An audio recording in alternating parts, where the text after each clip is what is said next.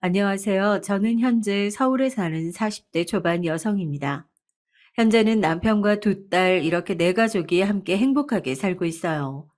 행복하게 살고 있는 줄 알았죠. 남편과 저는 연애하고 결혼하게 된 계기가 조금 일반적이진 않긴 해요. 남편과 저는 시어머니의 소개로 만났어요. 그러니까 정말 시어머니가 중간에서 다리를 놔서 만난 겁니다. 제가 25이 됐을 무렵 제가 일하는 병원에 환자로 시어머니가 오셨었어요. 제가 간호사였거든요. 그런데 첫눈에 저한테 반하셨다면서 며느리 삼고 싶다고 오실 때마다 그러시더니 어느 날은 정말로 아들을 데리고 왔더라고요. 어머니가 하도 난리를 치셔서 죄송합니다. 그냥 밥 한 끼 하시고 서로 거절한 걸로 하는 게 어떨까요? 안 그러면 계속 저러실 것 같아서. 남편은 정중하게 저에게 그렇게 이야기했고, 저도 그러기로 했어요. 그렇게 만났는데 사람이 생각보다 너무 좋았습니다. 그래서 두 번이 세 번이 됐고, 어느 순간 양측에서 결혼 이야기가 나오고 있더군요. 남편은 공무원이었습니다. 저보다 5살이 많았는데, 정말 듬직하고 믿음직스러운 사람이었죠. 왜 그런 사람 있잖아요. 별말 안 해도 무게감이 느껴지고 그게 진심 같고 어딘가 신뢰가 가는 사람. 남편이 딱 그랬어요. 결혼하고 얼마 안 되어서는 남편과 시어머니 둘 다 저에게 그렇게 잘해줄 수 없을 만큼 잘해줬습니다. 특히 시어머니가 그랬어요. 지금 와서 돌이켜보면 정말 그런 시절이 있었나 싶을 만큼 꿈 같은 이야기네요. 저한테는 처음부터 그러셨는데. 가끔 동서에게 예전 시어머니가 저에게 어땠는지를 이야기하면 믿을 수 없다는 듯 그렇게 이야기하곤 했죠. 우선 저희 동서 이야기를 조금 해드릴게요. 남편에게는 남동생이 하나 있었습니다. 그리고 도련님은 대기업에 다니는 아주 유능한 인재예요. 좋은 학교를 나와 대우받으면서 회사에 다니고 있고 말입니다. 그런데 동서는 고아였거든요. 부모님이 누군지도 모를 어린 시절에 버려져 평생을 보육원에서 살다가 성인이 되어서 보육원을 나와 닥치는 대로 일만 했다고 하더라고요. 못하는 일이 없고 안 해본 일이 없다고 말이죠. 도련님과 봉사활동을 하다 만났다고 들었어요. 도련님 회사에서 정기적으로 봉사를 가는 보육원이 있는데 그곳이 동서가 자란 보육원이었죠. 동서는 독립하고 나서도 주기적으로 그 보육원을 찾아 일을 도왔고 그날도 그런 날이었다고 해요. 도련님이 동서에게 첫눈에 반했다고 하더군요. 그도 그럴 것이 동서는 그냥 지나가던 사람들도 돌아볼 만큼 예쁜 외모를 가지고 있기는 했어요. 한번 보면 쉽게 잊을 수 없을 만큼 눈에 띄는 미인이었습니다. 제가 거의 6개월은 쫓아다녔던 것 같아요. 왜 그렇게 안 받아줬어? 도련님의 마음에 안 들었어? 저 가지고 장난치는 줄 알았죠. 저렇게 다 가진 사람이 나를 좋아할 리 없다고 생각했으니까. 그렇게 동서는 몇 달을 거절하다가 계속해서 마음을 두드리는 도련님에게 마음의 문을 열었다고 하더군요. 그리고 두 사람은 만난 지 6개월 만에 결혼을 약속했습니다. 당연히 시어머니는 노발대발 하셨어요. 당시에 시어머니가 그 정도로 사람에게 막말하거나 막대하는 걸 처음 봤었거든요. 저에게도 점점 본 모습을 보여주고 계시던 때긴 했지만 그래도 저에게는 그 정도로 뭐라고 하시지는 않았으니까요. 어디서 그렇게 근본도 모르는 애를 데리고 와서는 절대 안 된다. 내 눈에 흙이 들어가도 안 돼. 저는 이 사람 아니면 안 됩니다. 너 엄마 죽는 걸 보고 싶으면 네 마음대로 해봐라 어디. 어머니! 시어머니는 그날로 정말 단식 투쟁에 들어가셨어요. 결국 처음에는 도련님이 한 번 졌습니다. 알겠어요. 헤어질게요. 하지만 그런데도 도련님이 동서와 결혼할 수 있었던 건 그 뒤에 도련님이 정말로 병이 났거든요. 먹지도 자지도 못해서 회사에 병가를 낼 수준까지 가게 되고 나서야 시어머니는 두 손을 들었습니다. 그때 도련님은 제가 봐도 정말 위험해 보이긴 했어요. 그렇게 부모님의 뜻을 거슬러 가며 이겨서 한 결혼이니 시어머니의 마음에 찰리는 당연히 없었고 좋게 보고 싶은 마음이 애초에 없으시기도 했습니다. 뭐만 하면 늘 이러셨어요. 이게 다 못 배우고 커서 그런 거다. 그런 못된 말들을 서슴없이 하셨거든요. 솔직히 저도 처음 들었을 때는 헉 하긴 했지만 이게 반복되니까 그러면 안 되는데 그러려니 하게 되는 게 있더라고요. 네가 좀 가르쳐야지. 화살이 저에게도 돌아오니까 짜증이 났던 것도 있었어요. 하지만 그럼에도 시어머니가 잘못하고 있다는 생각은 확실하게 있었죠. 아무래도 안 되겠다. 너는 일주일에 3번씩 집으로 와서 나한테 교육을 좀 받아라. 네? 시어머니의 그 말에 동서가 사색이 되더군요. 사실 입장 바꿔서 생각해보면 저라도 정말 싫고 끔찍했을 것 같아요. 시어머니는 정말 작정이라도 한 사람처럼 자신의 분풀이를 하는 것처럼 동서를 괴롭혔습니다. 정말 말 그대로 그건 괴롭힌 거였어요. 시어머니에 대해서 조금 이야기를 하고 넘어가야 할 것 같네요. 시어머니는 동서에게만 그러는 건 아니었습니다. 물론 동서에게 가장 심하긴 하셨지만 저에게도 그러셨어요. 사실 그전에는 이 정도는 아니었는데 제가 둘째를 낳으면서 노골적으로 저에게도 그러시긴 했어요. 첫째가 딸이라 둘째는 아들을 기다렸는데 둘째도 딸이었거든요. 하나 더 낳을 거지?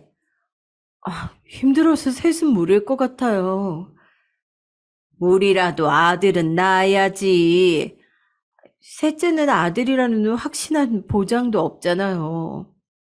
그러니까 그 전에 미리 검사를 해보고 딸이면 지웠어야지. 정말 충격받았습니다. 그런 말을 그렇게까지 서슴없이 하실 거라고는 단 한 번도 생각해 보지 않았었거든요. 어떻게 그런 말을 그렇게 쉽게 말이죠. 어떻게 그런 말을 하세요? 아들 하나 안 낳을 거냐? 응? 요즘은 딸이 더 귀해요. 나는 옛날 사람이라 그런 거 모른다. 하나만 더 가져. 그리고 이번에는 미리 성별 알아보고. 만약 좋은 말로 하나 더 낳으라고 저를 타일렀다면 하나 더 가졌을지도 몰라요. 하지만 그런 식으로 저를 무슨 애 낳는 기계 취급을 하며 임신을 해보고 딸이면 지우고 그걸 계속 반복하라는 이야기잖아요. 그래서 저는 참지 못하고 시어머니에게 선언 아닌 선언을 했습니다. 저 몸 상태가 안 좋아서 이제 아이 더 가지기 힘들다고 하네요. 이제 안 가지기로 애비랑도 이야기 다 끝냈으니까 임신 이야기는 그만하세요. 그 무슨 무책임한 말이냐? 임신을 안 할 거라니? 병원에서도 이제 낳지 않는 게 좋을 것 같다고 했는데 아기 낳아도 엄마 건강이 안 좋으면 그게 무슨 소용이에요. 전 이미 낳은 제 자식들 건강한 몸으로 잘 키우는 것만 생각할 겁니다. 그러니까 어머니도 그만 욕심 버리세요. 저 이제 아이 안 가져요. 물론 시어머니는 노발대발하며 엄청나게 화를 내셨지만 저는 다 모른 척 했어요. 그때 정말 세상에서 처음 들어보는 욕들을 많이 들어본 것 같네요. 그리고 시어머니가 이 정도까지 사람을 막대하는 사람이었다는 사실도 말입니다. 언젠가 한 번은 그 문제로 남편과 이야기를 나눴던 적이 있어요. 자기랑 도련님한테도 이렇게 화 많이 내면서 키우셨어? 원래 짜증이 좀 많은 편이시긴 했지만 우리한테는 그러시진 않으셨지. 아니, 그러면 며느리라고 더 막대하는 거지? 당신 차마 재수 씨한테는 더 하시잖아. 사실 그러면 안 되는 건데 동서가 당하는 걸 보며 마음의 위안을 삼았던 적이 많았던 것 같아요. 그래, 나는 저 정도로 괴롭힘 당하진 않지 하면서 말입니다. 동서가 시어머니에게 당한 몇 가지 괴롭힘에 대해 이야기해 볼게요. 우선 가까운 곳으로 이사를 하게 만들었습니다. 처음에는 도련님도 그러지 않겠다고 버텼지만 결국은 막무가내인 시어머니의 성화를 이기진 못했어요. 그래서 정말 말 그대로 시시때때로 동서를 불러냈습니다. 설거지 좀 해라. 밥 좀 차려라. 저기 커튼 좀 빨아어. 그리고 나중에는 하다못해 아유, 리모컨이 없어졌다. 좀 찾아봐라. 뭐 이런 것까지 시킬 정도였으니 말 다 했죠. 저도 저런 것까지 시키고 있었을 줄은 정말 상상도 하지 못했어요. 한 번은 저희 식구들이 다 있을 때였어요. 가족끼리 다 같이 밥을 먹는 자리였는데 동서가 했던 불고기가 간이 조금 세긴 했어요. 시어머니는 당시에 지병이 있으셔서 모든 음식을 싱겁게 드셨거든요. 그래서 외식을 거의 못하고 집에서 주로 만들어 먹었었는데 동서가 그냥 평소에 자신이 해서 먹던 대로 간을 했던 겁니다. 너는 내가 하루라도 빨리 죽었으면 좋겠지? 시어머니가 동서가 한 불고기를 한 입 맛을 보더니 냅다 그렇게 소리를 지르시는 겁니다. 저도 놀라고 동서도 놀라고 남편과 도련님 모두가 놀랐죠.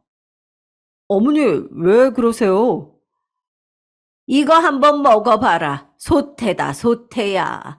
나 간 세게 먹으면 건강에 안 좋다고 너 일부러 이러는 거지? 응? 나 일찍 죽으라고. 시어머니는 그렇게 이야기하면서 점점 더 화가 북받쳐 올랐는지 말을 하던 도중에 동서의 머리채를 확 붙잡았어요. 정말 순식간에 일어난 일이라 그 누구도 시어머니를 말릴 새가 없었죠.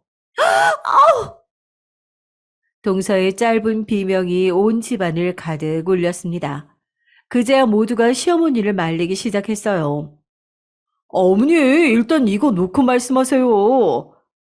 이 사람이 실수로 그런 거겠죠. 일부러 그런 게 아닐 거니까 일단 놓고 말씀하세요, 어머니. 어머니, 혈압 오르세요. 진정하세요, 진정. 정말 갖은 말로 동서의 머리채를 잡은 시어머니를 말렸지만 시어머니는 들을 생각도 하지 않았습니다. 한참을 정말 동서의 머리채를 잡은 채 본인의 분풀이를 하다가 힘이 떨어진 건지 아니면 화가 다 풀린 건지 한참이 지나서야 동서의 머리채를 놔줬어요. 저는 그런 광경은 정말 난생 처음 보는 거였거든요. 어안이 벙벙하다는 말을 이럴 때 하는 거구나 했던 것 같습니다. 그만큼 충격적인 장면이었어요. 아직도 생생하게 다 기억날 만큼 말입니다. 나는 나 죽이려는 애가 해준 음식 못 먹으니까 니들이 먹든 치우든 알아서 해. 그리고 저거 꼴 보기 싫으니까 당장 내 집에서 치워라. 시어머니는 그렇게 말하고는 안방으로 문을 쾅 닫고 들어가 버리셨습니다. 그 뒤를 늘 힘없이 시어머니가 하는 말만 다 듣는 시아버지가 조용히 따라 들어갔어요. 눈으로 동서가 안쓰럽다는 듯 보긴 했지만 아무 말도 하지 않으시고 말이죠. 동서는 그 자리에 주저앉아서 말없이 눈물만 흘렸습니다. 정말 다 큰 성인이 남에게 그런 수모를 당한다는 게 일반적으로는 상상하기 힘들잖아요. 직접 겪어보지 않으면 그 수치심 같은 건 상상도 못할 거라고 말입니다. 저는 어떻게 무슨 말로 위로를 해줘야 할지 알 수 없어서 동서의 옆에 가만히 앉아 동서의 어깨를 토닥거렸어요. 남편이 물었습니다. 재수 씨, 괜찮아요? 많이 놀랐죠? 머리가 한 움큼이나 빠졌네. 노인네가 힘도 좋아, 하여튼. 저와 남편은 동서를 달래기 바빴지만 도련님은 가만히 쳐다만 보고 있더군요. 사실 알고 있었어요. 동서와 도련님의 사이가 예전 같지 않다는 것을 말이죠. 동서는 한창 빛나던 시기를 지났고 도련님은 씌었던 콩깍지가 벗겨진 상태였습니다. 그러고 나니 동서와 자신은 너무나 다르고 자신이 아깝다는 생각을 한 것 같았어요. 언젠가 남편이 도련님과 술을 먹고 들어와서는 도련님이 결혼은 격이 맞고 수준이 맞는 사람들끼리 하는 게 행복한 거다라고 했다더군요. 동서와 말이 통하지도 않고 수준도 안 맞아서 너무 힘들다고 말이죠. 그래서 저는 도련님이 동서에게 정이 떨어져 있는 상태라는 걸 알긴 알았어요. 그래서 도련님은 참 많이 미워했습니다. 꽃같이 어여쁠 때는 자기 사람으로 만들지 못하면 죽을 것처럼 굴어놓고 세월이 지났다고 수준이나 격 이야기를 하면서 자신 하나만을 믿고 시집온 여자에게 그런다는 게 말이죠. 괜찮아? 도련님은 한참을 말없이 동서를 바라보다 물었고 동서는 자기 남편이 묻는 그 말에 더 서럽게 울었습니다. 제가 그런 동서를 꼭 안아줬어요. 나중에 동서에게 들은 이야기인데 그날 저에게 정말 고마웠다고 하더군요. 언니는 없지만 만약 언니가 있다면 이런 느낌이지 않을까 하는 생각도 했을 만큼 말입니다. 그 말을 듣고 찡해졌던 게 생각이 나네요.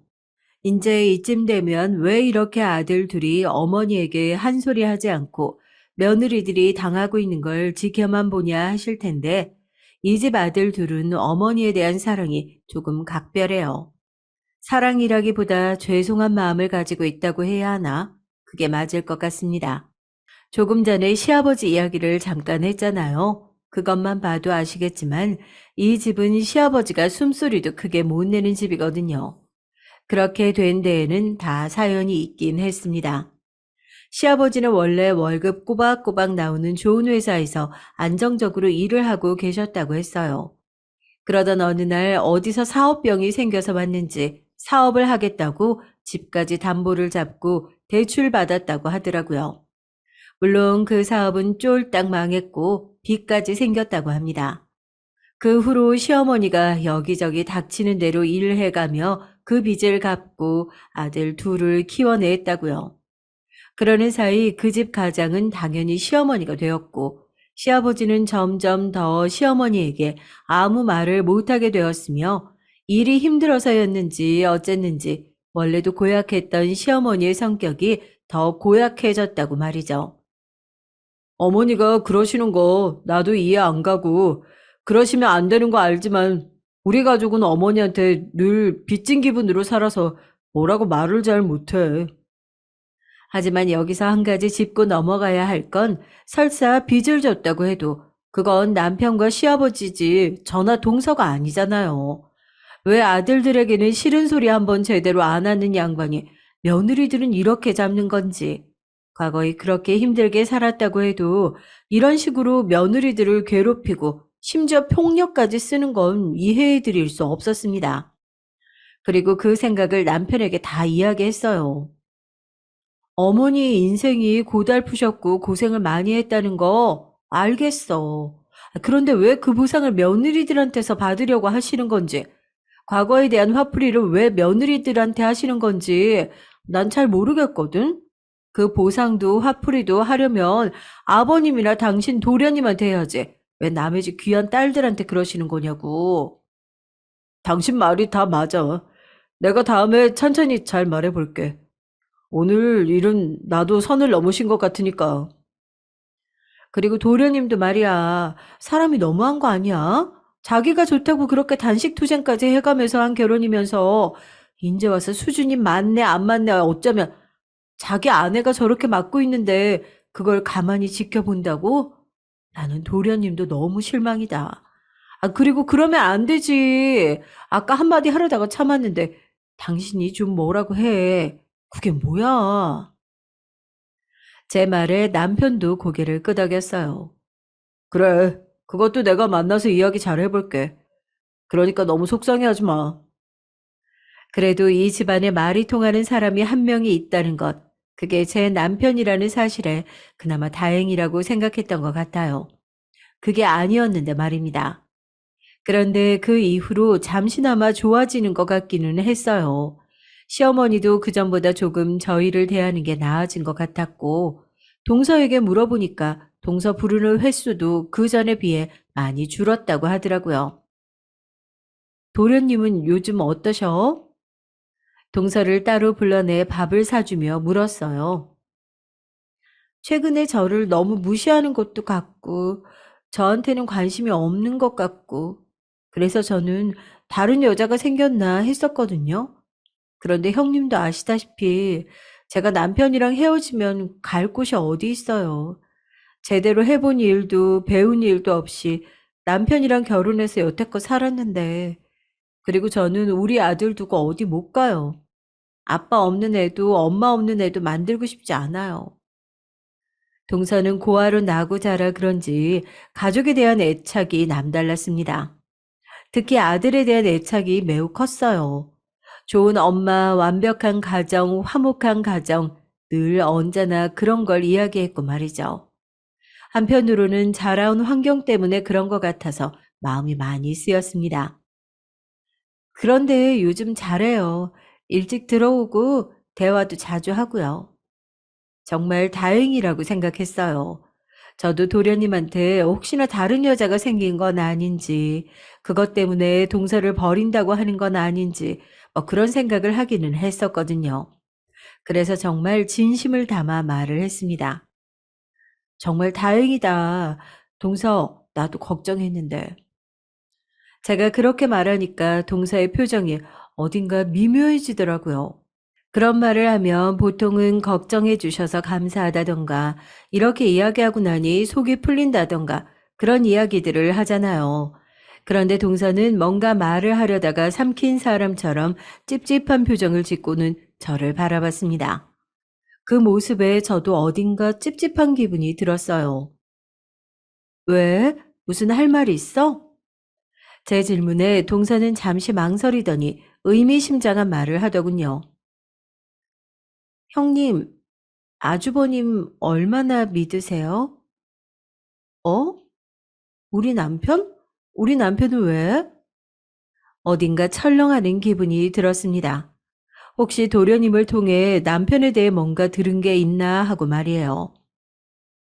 아니, 별일은 아니고 그냥 궁금해서 여쭤보는 거예요. 전 이번에 저희 남편 의심을 많이 했으니까. 동사는 그렇게 말을 돌리더라고요. 분명 그런 의도로 물어본 게 아니었다는 기분이 들긴 했지만 제가 뭔가 아는 것도 없고 동서도 그렇지도 않다는데 더 물을 수도 없어서 그저 찝찝한 마음만 아는 채로 대답했습니다. 나야 뭐 전적으로 믿지. 왜 그러는데? 아니에요. 그냥 제가 이번에 이런저런 생각을 하다가 혹시나 형님도 그런 기분을 느끼신 적이 있나 싶어서 여쭤본 거예요. 그렇다는데 뭘 더 이상 물어볼 수 있었겠어요. 그냥 그렇구나 했습니다. 물론 찝찝한 마음은 계속 남아 있었지만 말입니다. 시어머니가 그전보다 나아졌고 도련님도 달라지고 있다고 하니 우리 가족의 이 평화가 오래가기만을 바랐어요. 하지만 그 평화도 오래가지 못했습니다. 시어머니가 자신의 승질을 참지 못하고 다시 한번 난동을 부리셨거든요. 동서에게 말이죠. 그날은 제가 병원에서 조금 일찍 퇴근한 날이었어요. 며칠간 못했던 집안일도 하고 오랜만에 아이들에게 맛있는 것도 해주기 위해서 장도 잔뜩 봐서 집으로 돌아왔습니다. 그런데 그 장본 물건들을 채 풀기도 전에 동서에게서 전화가 왔어요. 대수롭지 않게 받았습니다. 그날 이후로 종종 동서와 통화도 하고 밖에서 밥도 먹으면서 이런저런 이야기들을 많이 했었거든요. 전화를 받았지만 전화를 건 동서의 말은 들려오지 않았어요. 뭔가 바닥에 떨어지는 듯한 마찰음 같은 게 계속 날 뿐이었습니다. 저는 동서가 집안일을 하다가 전화를 잘못 걸었나 했어요. 그래서 끊으려던 찰나였습니다. 이 되먹지 못한 년이 또, 네가 나를 약 올려서 죽이려는 거지? 응? 너 오늘 나한테 죽어봐라. 어디 네가 먼저 죽나 내가 먼저 죽나 보자고. 시어머니의 그 엄청난 고함에 정신이 번쩍 들어 휴대전화를 더 귀에 바짝 가져다 댔던 것 같아요. 그리고 곧 동서의 말소리도 들려왔죠. 이미 동서의 목소리에는 울음기가 잔뜩 묻어 있었습니다. 어머니, 그만 던지세요. 아, 어머니, 제가 잘못했어요. 네? 동서의 그 말까지 듣고 서둘러 집을 나왔죠. 시댁에 가기 위해서 말입니다. 도저히 계속 듣고 있을 수도 없었고, 듣고서는 모른 척 할 수도 없었어요. 게다가 그쯤엔 저와 동서가 그전보다 정이 많이 쌓여서 저도 진심으로 동서가 걱정되었었거든요. 그렇게 시댁으로 들어서는데 앞으로 국자가 날아와 떨어졌습니다. 바로 피해서 그렇지 아니었으면 얼굴에 맞았을 거예요. 시어머니가 동서를 향해 던진 국자였습니다. 제가 바로 시어머니 팔을 잡았어요. 어머님, 진정하세요. 너는 또 왜 왔냐? 내가 지금 진정하게 생겼어? 아니, 왜 이러시는 건데요? 내가 내일 중요한 모임이 있다고 세탁해 놓으라는 옷을 잘못 세탁해가지고 다 쪼그라들게 만들어놨다, 전현이. 어떻게 제대로 하는 게 없어. 머리가 텅텅 빈 바보가 아니고서야. 어떻게 이래? 저거 다 거짓말이야. 어? 못하는 척 하는 거라고. 나 기 채워서 확 뒤집히게 하려는 거라고. 동서가 울며 대답했어요. 몰라서 그런 게 아니고 정말 실수예요. 세제를 잘못 넣어서 어머님 정말 일부러 그런 게 아니에요. 일부러 그런 게 아니면 더 문제지. 어? 저런 머리에 든 거 하나 없는 년을 어떻게 며느리로 더 둬? 나 속 뒤집혀서 죽으라고? 나가. 나는 더 이상 너 같은 애가 내 아들 짝으로 있는 것도 싫고 내 손주 엄마로 있는 것도 못 봐주겠으니까 당장 나가. 제가 어머니를 잡고 있던 손을 놓고 그 앞에 섰습니다. 갑작스러운 저의 그런 행동에 시어머니는 살짝 놀라는 듯 했어요. 너는 갑자기 왜 그러냐? 그만하세요. 뭐?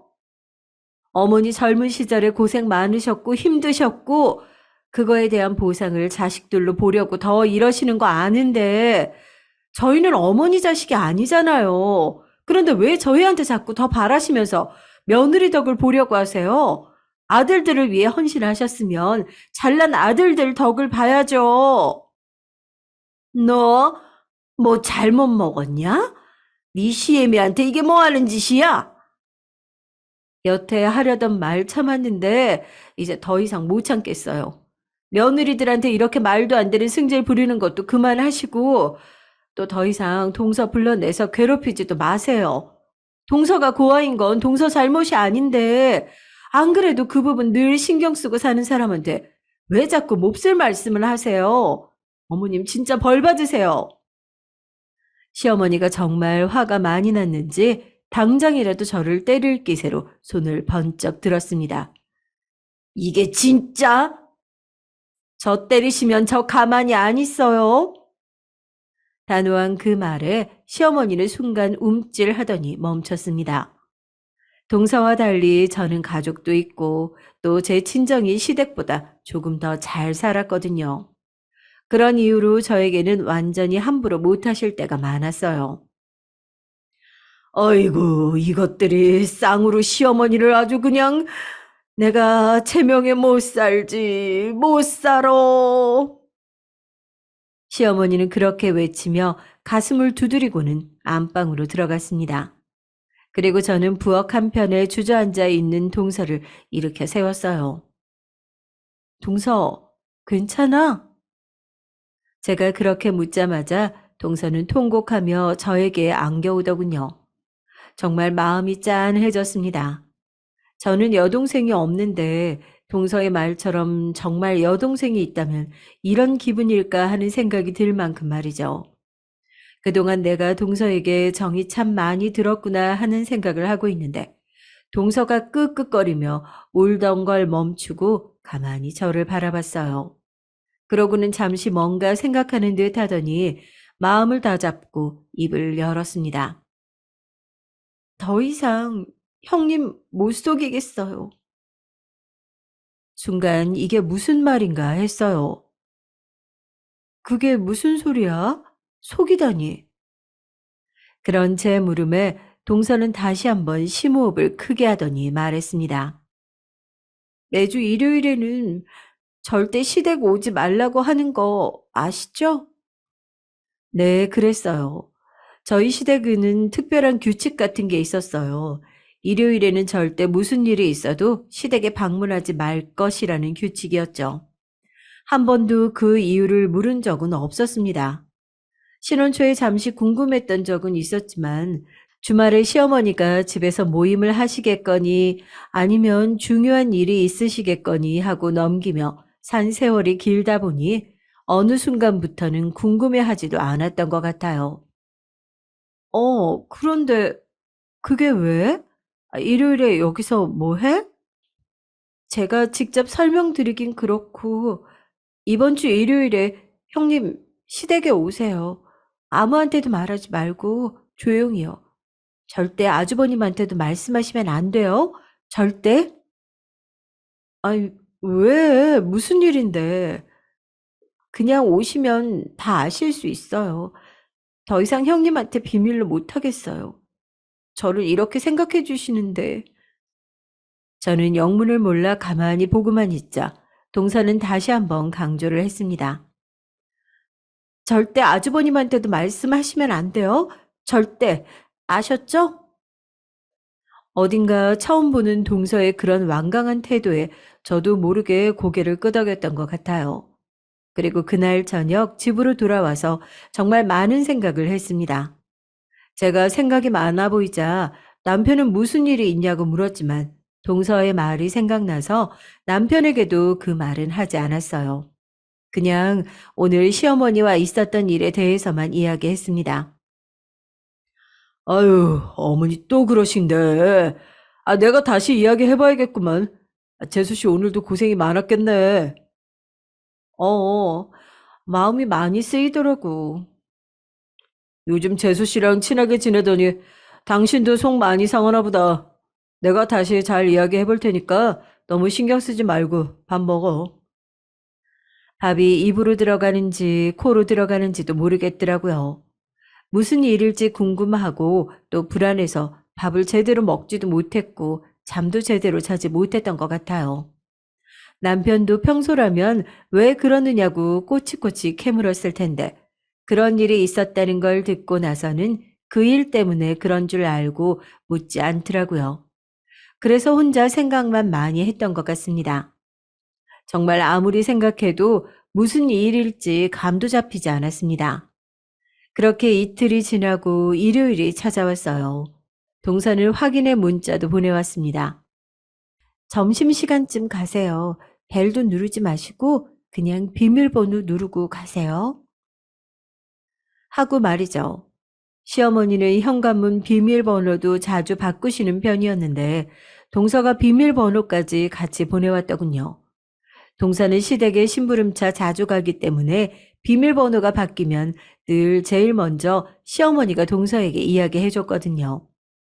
동서의 문자를 받고 오전 11시가 조금 넘어서 시댁으로 향했습니다. 그 전날 잠도 한숨 자지 못했어요. 그리고 시댁으로 가는 내내 심장이 너무 뛰어서 아플 지경이더군요. 그렇게 시댁 앞에 도착했습니다. 너무 세게 뛰어서 아픈 심장을 한번 부여잡고 심호흡을 크게 했어요. 그리고 떨리는 손으로 도어락을 열고 비밀번호를 눌렀습니다. 그리고 문을 확 열었어요. 그렇게 문을 열고 들어간 시댁의 거실에는 제 또래지만 저보다 살짝 어려 보이는 여자와 이제 막 대여섯 살 정도 되어 보이는 남자의 하나, 그리고 시어머니와 시아버지, 또 남편이 앉아 있었어요. 그 광경에서 제가 제일 의아했던 건 하나였습니다. 당신이 여기 왜 있어?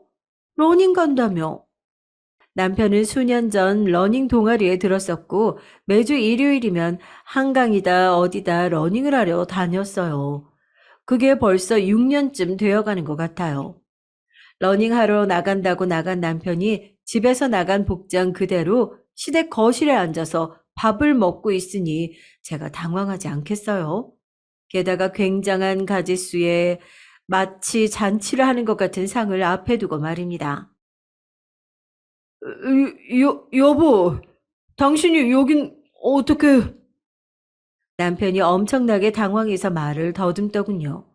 표정도 세상에서 제일 놀란 것 같은 표정이었고 말입니다. 그 순간 저는 직감적으로 알았던 것 같아요. 지금 내 눈앞에 펼쳐진 이 상황이 무슨 상황인지 말입니다. 일요일에 네가 여기 무슨 일이냐? 시어머니가 이렇게 당황한 모습도 저는 처음 봤던 것 같아요.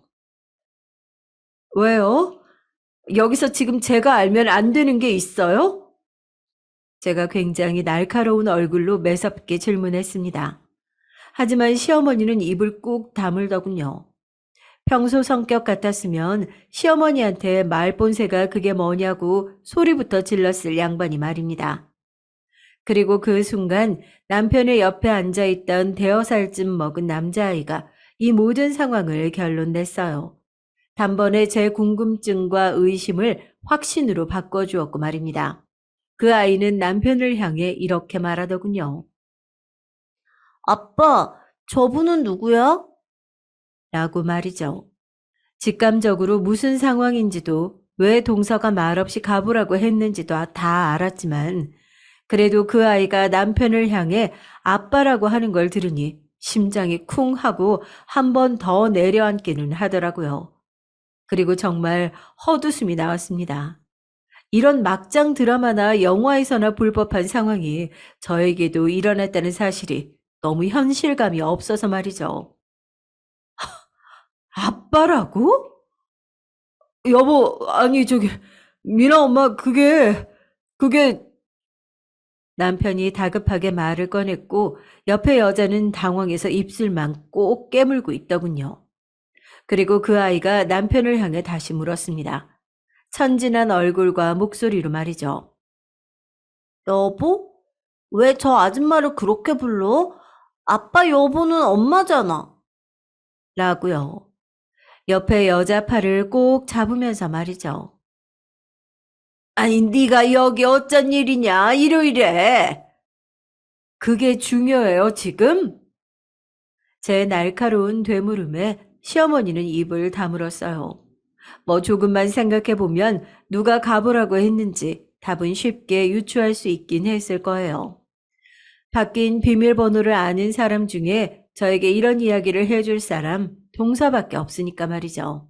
나중에 들은 이야기인데 동서는 1년 전쯤 알게 되었다고 하더군요. 말하면 가만두지 않겠다는 시어머니의 말에 무서워서 입을 다물긴 했는데 제 얼굴을 볼 때마다 죄책감을 느꼈다고 말이죠. 저희가 친해지고 나서는 매일 밤 잠을 자지 못할 정도였다고 하더군요. 동서의 그 심정이 이해가 가고 또 너무 알겠어서 나중에도 왜 더 일찍 말하지 않았냐고 탓을 하지는 않았습니다. 동서에게 딱히 배신감을 느끼거나 하지도 않았고 말이죠. 저는 그들의 모습을 가만히 보고 있다가 그대로 그 집을 나왔어요. 거기서 악을 쓰고 한 대 쥐어 패고 뭐 그러고 싶은 마음이 굴뚝 같았고 그럴 수도 있었지만 막상 그렇게 정말 상상하지도 못한 충격적인 일을 당하게 되면 온몸에 힘이 풀려서 뭘 해야 할지 모르겠는 상태가 되더라고요.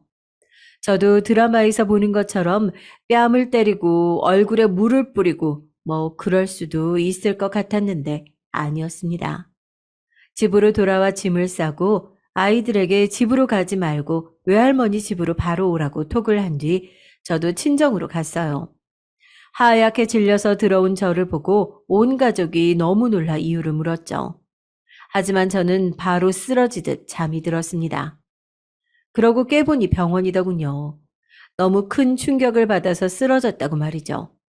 부모님이 남편에게 전화를 해서 무슨 일인지 물었지만 남편이 그 어떤 말도 제대로 해주지 않아서 저와 남편 사이에 뭔가 일이 있다고 추측만 하고 계시는 상태였어요. 이 서방 반응이 너무 미심쩍어서 일단 병원이 어딘지는 말 안 해줬다. 잘하셨어요. 대체 무슨 일이냐? 아니 무슨 일이 있길래 사람이 충격으로 정신을 놓을 정도야? 부모님이 그렇게 물어오시자 왈칵 눈물이 나더라고요. 그래서 정말 탈수 증상이 올 때까지 그 앞에서 엉엉 울었습니다. 그렇게 한바탕 울고 나서 그 모든 이야기를 부모님께 해드렸어요. 부모님은 정말 노발대발 하셨습니다. 당연하죠. 그런 소식을 듣고 화를 안 낼 부모님이 어디 있겠어요. 아버지는 뭘 알아보겠다며 화가 씩씩 난 상태로 병실을 나가셨고 엄마는 말없이 제 손을 꼭 잡고는 우셨습니다. 그리고 그 다음날 동서가 병원으로 찾아왔어요. 제가 어디 있다고 말을 해줬거든요. 조금 더 일찍 말씀드렸어야 했는데 죄송해요. 동서가 뭐가 죄송해. 이제라도 말해줘서 나 너무 고마워. 이제 어떻게 하실 거예요? 사실 어떻게 한다 이런 생각을 미처 하지 못했던 것 같아요. 그때는 말이죠. 이혼해야겠다고 생각하면서도 그들에게 더 큰 고통을 주는 방법은 그건 아닌 것 같다는 생각도 들었거든요. 시어머니가 그토록 바라던 아들, 그리고 행복해 보이던 그 모습, 내가 빠지면 그 모습 그대로 그들은 행복할 거라는 생각에 정신이 어떻게 되어버린 것 같은 기분이 들었습니다. 그걸 지금부터 고민 좀 해보려고. 정말 그때부터 고민이 시작됐습니다. 어떻게 하면 남편과 시어머니를 가장 괴롭힐 수 있을지 그것만 말입니다. 변호사도 만나봤고 또 여기저기 알아보니까 이혼 위자료 많지 않은데 이 정도 유책 사유면 위자료도 꽤 된다고 하더구나. 그리고 상대 여자에게도 소송을 걸 수 있고 일단 소송이란 소송은 다 거는 걸로 하자. 그리고 다른 것도 생각해보고. 아버지가 여기저기 많이 알아보셨더라고요. 남편과 그 상간녀의 일을 여기저기 올리고 폭로하면 물론 저도 소송에 걸릴 수 있지만 이런 일로 폭로하는 건 소송을 당해도 돈을 내게 되어도 많지 않다고 할 수 있는 건 다 하자고 하더라고요. 아버지는 엄청나게 화가 나신 것 같았습니다. 아는 지인을 총동원해서 남편과 그 상간녀를 뒷조사했어요. 아버지 후배 중에 심부름센터를 운영하는 사람이 있다고 전에 얼핏 들었던 기억이 났습니다. 남편과 그 여자는 오래된 사이였어요.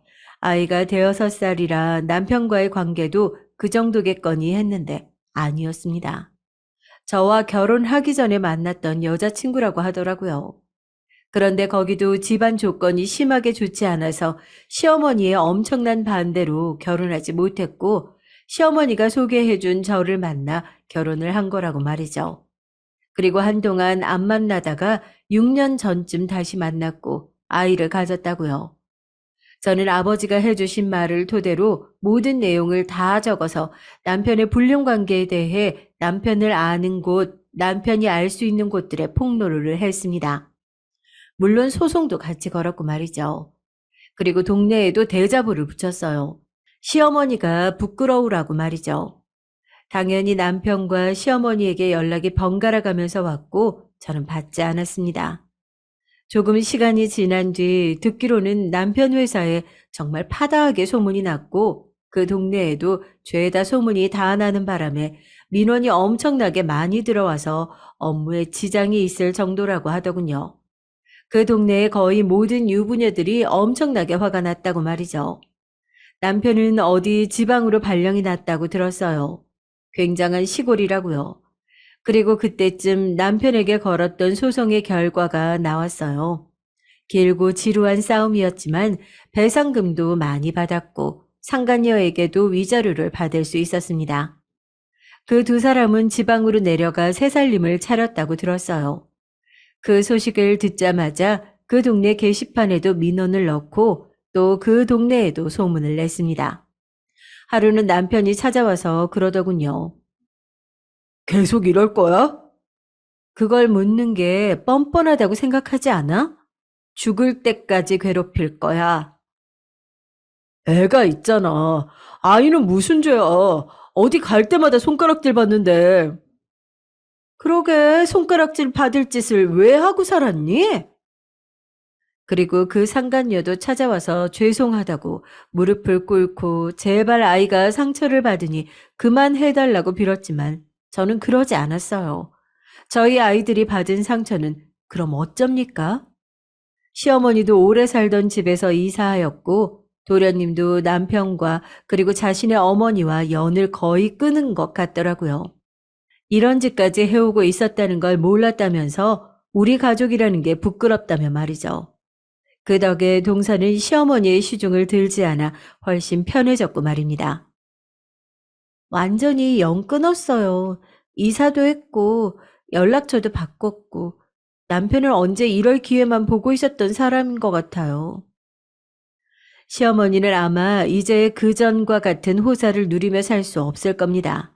며느리들이 다 해주고 본인이 소리만 지르면 되는 왕과 같은 생활 말입니다. 게다가 오랫동안 살았던 삶의 터전도 바뀌었어야 했기 때문에 우울증 같은 것도 온 것 같다고 동서에게 전해 들었어요. 다 본인 업보죠, 뭐. 저만 빠져주면 둘이 평생 행복하게 살 것 같았던 남편과 상간녀는 매일매일 싸운다는 말을 아버지를 통해 전해 들었어요. 아마 아버지는 아버지 후배인 그 심부름센터 하시는 분에게 주기적으로 이야기를 전해 들으시는 거겠죠. 그런 시골에 내려가 있는 것도 힘들고 아이가 상처받는 것도 힘들고 그러면서 아이와 둘이 살 때가 더 행복했던 것 같다며 남편에게 이혼하자는 이야기를 했다더군요. 행복하게 살게 둘 생각도 없었고 또 그렇게 살 리 없다고는 생각했지만 그 불행이 생각보다 더 빨리 온 것 같았습니다. 언젠가 남편이 집으로 찾아온 적이 있어요. 딸아이들을 보고 싶다면서 말이죠. 저에게는 죽일 놈이긴 하지만 자기 딸들이 보고 싶어서 왔다는데 핏줄까지 끊어놓을 순 있나 하는 생각에 그러라고 했습니다. 그런데 딸들이 아빠를 만나지 않겠다고 하더군요. 그러면서 자신의 아빠를 향해 소리쳤어요. 나한테 아빠 없어. 죽었다고 생각하고 살 거니까 앞으로 찾아오지 마. 세상에서 아빠가 제일 싫어. 무슨 일로 남편과 제가 헤어졌는지 딸들에게 자세히 이야기해 준 적이 한 번도 없었는데 아이들은 말해주지 않아도 다 알고 있더라고요. 매일 밤 제가 우는 걸 봤겠죠. 그리고 아빠에게 다른 자식이 있다는 것도 들어서 알고 있었다고 말입니다. 남편이 굉장히 상처받은 얼굴로 어깨를 축 늘어뜨리고 돌아가던 뒷모습을 보면서 통쾌한 감정보다는 슬픈 감정이 먼저 들었던 것 같아요. 이 상황 자체에 대한 슬픈 말입니다. 물론 남편에 대한 동정은 하나도 들지 않았고요. 그 뒤로도 남편은 여러 번 찾아와서 아이들을 만나고 싶다고 했지만 매번 아이들이 거절했어요. 딸들을 예뻐하던 남편이었던지라 아마 충격이 크긴 했을 거예요. 물론 그마저도 자신의 업보긴 했지만 말입니다. 그리고 그 문제로 제 앞에서 한번 싸운 적도 있어요. 남편이 우리 집에 찾아온 날 그 상간녀가 뒤를 밟았는지 뒤따라와서 저와 남편에게 난리를 친 적이 한 번 있었거든요. 니들 바람 펴? 그건 니들 둘이 한 거고 나는 너 같은 애랑 질적으로 달라. 지 딸내미들 보고 싶다고 이렇게 매번 찾아오는데 매번 거절당하고 돌아가는 거야. 애들 들어. 여기서 시끄럽게 하지 마. 안 그래도 나 안 만나주는 애들인데. 남편의 그 슬퍼하는 얼굴에 그 상간녀는 굉장히 자존심이 많이 상해 보이긴 했어요. 아마 자기 아들에게는 그러지 않나 보죠. 다시는 오지 마. 애들이 이러는 거 보면 퍽 당신 용서하겠다. 더 미워하면 미워했지. 애들한테 내 얘기 좀 잘 해줘. 너무 보고 싶다고 말이야. 내가 너를 어떻게 좋게 이야기하니? 미쳤니? 양심이 있어. 남편은 상간녀에게 잡혀갔습니다. 그리고 한동안 찾아오지 않았어요. 물론 시간이 조금 지난 뒤에는 다시 찾아오긴 했지만 말입니다. 후회한다고 하더군요. 저와 딸들이 너무 그립고 그 전이 너무 행복했던 거라면서 말이죠. 그러면서 무릎을 꿇고 빌었는데 그게 무슨 소용인가 싶어요. 어쨌든 바람을 피웠고 6년이 넘는 세월 동안 저를 기만한 건 변하지 않는 사실인데 말이죠. 조만간 이 집을 정리하고 친정으로 들어가기로 했습니다. 친정 부모님이 아이들을 예뻐하시기도 하고 저를 혼자 두는 걸 불안해 하시거든요. 그래서 그냥 그러기로 했어요. 남편이 자꾸 찾아오는 것도 너무 짜증나고 말입니다. 최근에 동서랑 밥을 먹었어요. 동서와 저는 꽤 자주 만나는 편입니다. 오늘 제가 사드릴게요. 저 일 시작했어요. 그래? 카페 일 드디어 시작한 거야? 동서는 카페에서 일을 해보고 싶다고 늘 이야기했었거든요. 그 일을 드디어 시작한 모양이더라고요. 동서도 도련님에게서 정신적으로 조금 독립할 필요가 있다고 제가 꾸준히 말해온 결실을 드디어 보는 것 같아 마음이 좋았습니다. 그래, 사람은 스스로 혼자 할 수 있는 일들을 몇 가지 만들어 놓는 게 좋아. 네, 남편은 딱히 달가워하지 않는데 그래도 너무 재밌어요, 요즘. 그러면서 들은 근황인데 시어머니가 동서에게 전화해서 그동안의 일을 사과했다고 하더군요. 다시 예전처럼 잘 지내보자고요. 물론 그때처럼 괴롭히는 일은 없을 거라고 말입니다. 하지만 동서가 거절했다고 하더군요. 사람은 쉽게 바뀌지 않으니까요. 잘했다고 말해 주었습니다. 시어머니는 틈을 보이는 순간 예전처럼 행동하려고 할 거라고 말이죠. 이야기를 하다 보니 너무 길어진 것 같네요. 오늘 제 이야기는 여기까지입니다. 엄청난 일들이 많았죠. 저도 제가 이런 일을 겪게 될 거라고는 상상조차 해본 적이 없어요. 솔직히 이 사연을 쓰는 지금도 실감이 잘 안 나기는 합니다. 저는 이제 많이 극복한 것 같습니다.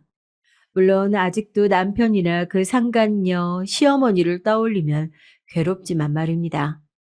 이것도 앞으로 차차 좋아지겠죠. 들어주셔서 감사합니다. 날이 추운데 감기 조심하세요. 안녕하세요. 저는 지금 경기도에 살고 있는 31살 직장인 여자입니다. 올해가 벌써 힘차게 흘러가고 있네요. 저는 작년에 정말인지 다시 없을 다사다난한 해를 보낸 터라 지금의 평화로운 시간들이 참 감사하게 느껴집니다.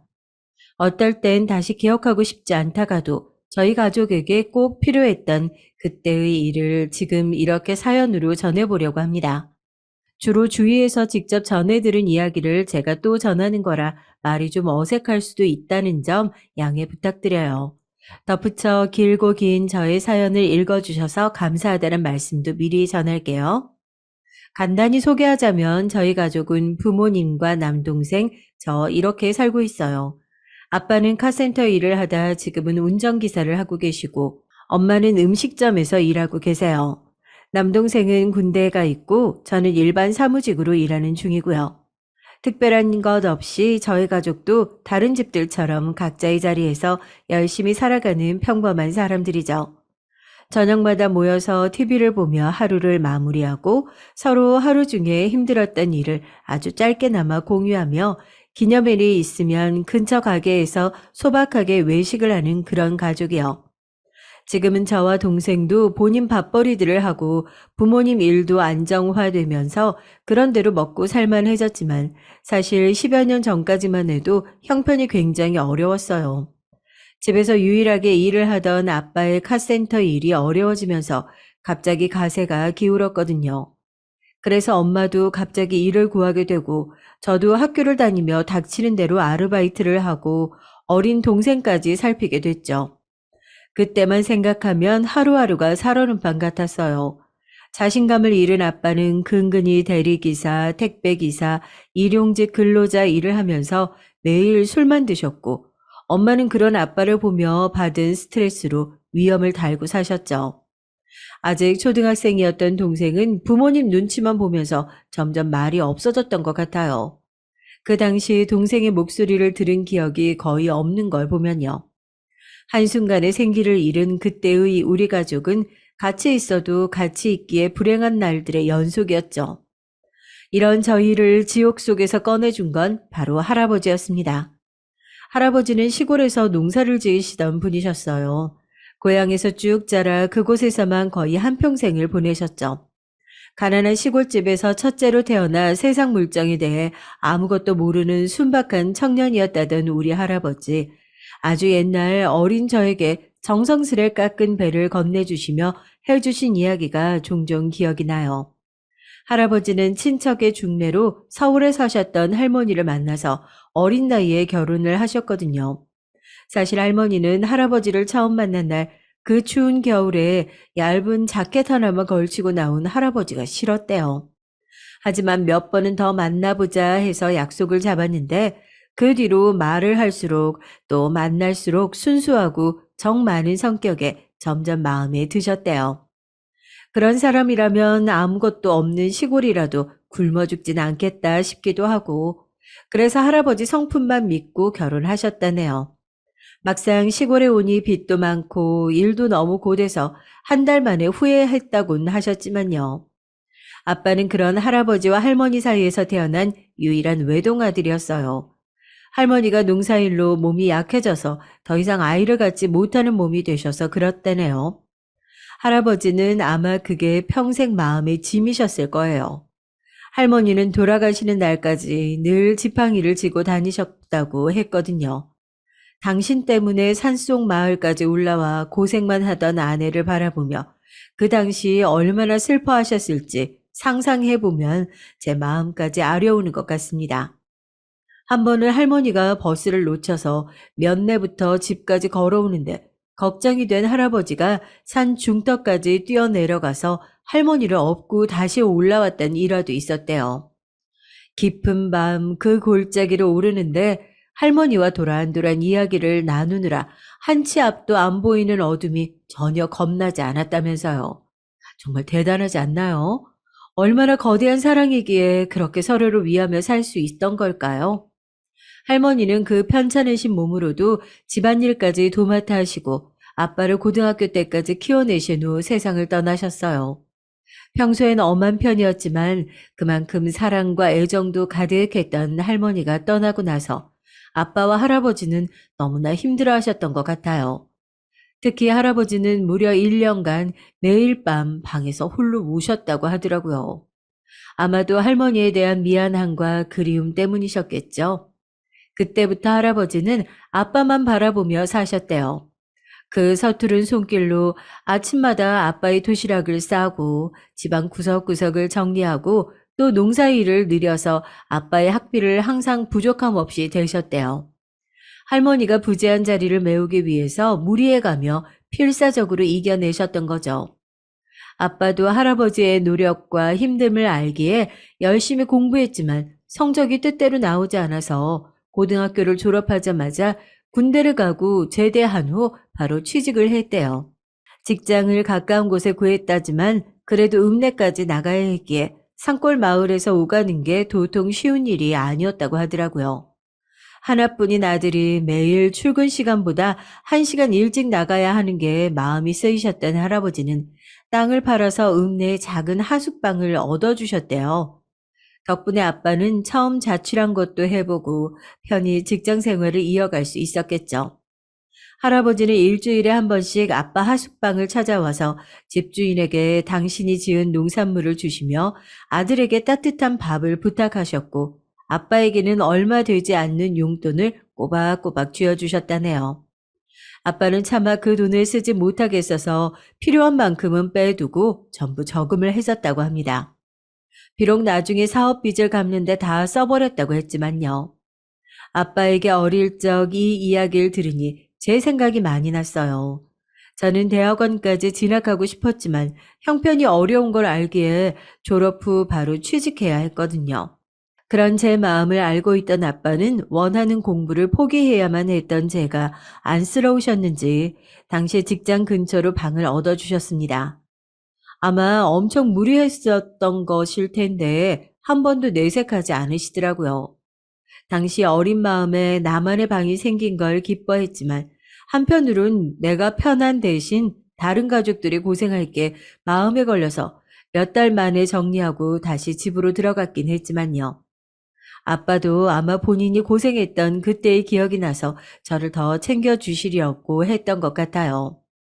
직장 일을 하며 돈을 모아온 아빠는 할아버지께 이제 그만 내려와서 같이 살자고 말했대요. 그런데 할아버지는 아직 일을 할 정도로 건강한데 그럴 필요 없다면서 거절하셨답니다. 나중에 걷는 게 힘들어지면 그때 내려가겠다고 하시면서요. 아빠는 그 어두운 산골짜기에서 혼자 사는 할아버지가 늘 마음에 걸리셨대요. 하지만 할아버지 고집이 원체 세니까 더 이상 아무 말 못하셨던 거겠죠. 그래서 결혼 전에는 혼자서 자주 찾아뵙고 함께 시간을 보냈대요. 워낙 두 분 다 말주변이 없는 분들이라 그리 친근하게 계셨을 것 같진 않지만요. 홍기는 차가는데 돈 버는 일에만 흥미 있어하던 아빠가 할아버지는 내심 걱정이셨대요. 그런데 다행으로 같은 회사에서 엄마를 만나 늦가게 결혼을 하게 돼서 한시름 놓으셨을 거예요. 결혼 후 아빠는 회사를 그만두고 할아버지에게 어느 정도 도움을 받아서 그 근처에 카센터를 차리셨어요. 운전병으로 있었던 아빠는 항상 차에 대한 관심이 컸죠. 차를 만드는 일을 하고 싶었지만 대학을 나오지 않아서 불가능하니 아쉬운 대로 일단 관련된 일을 배워서 카센터를 차리게 된 거죠.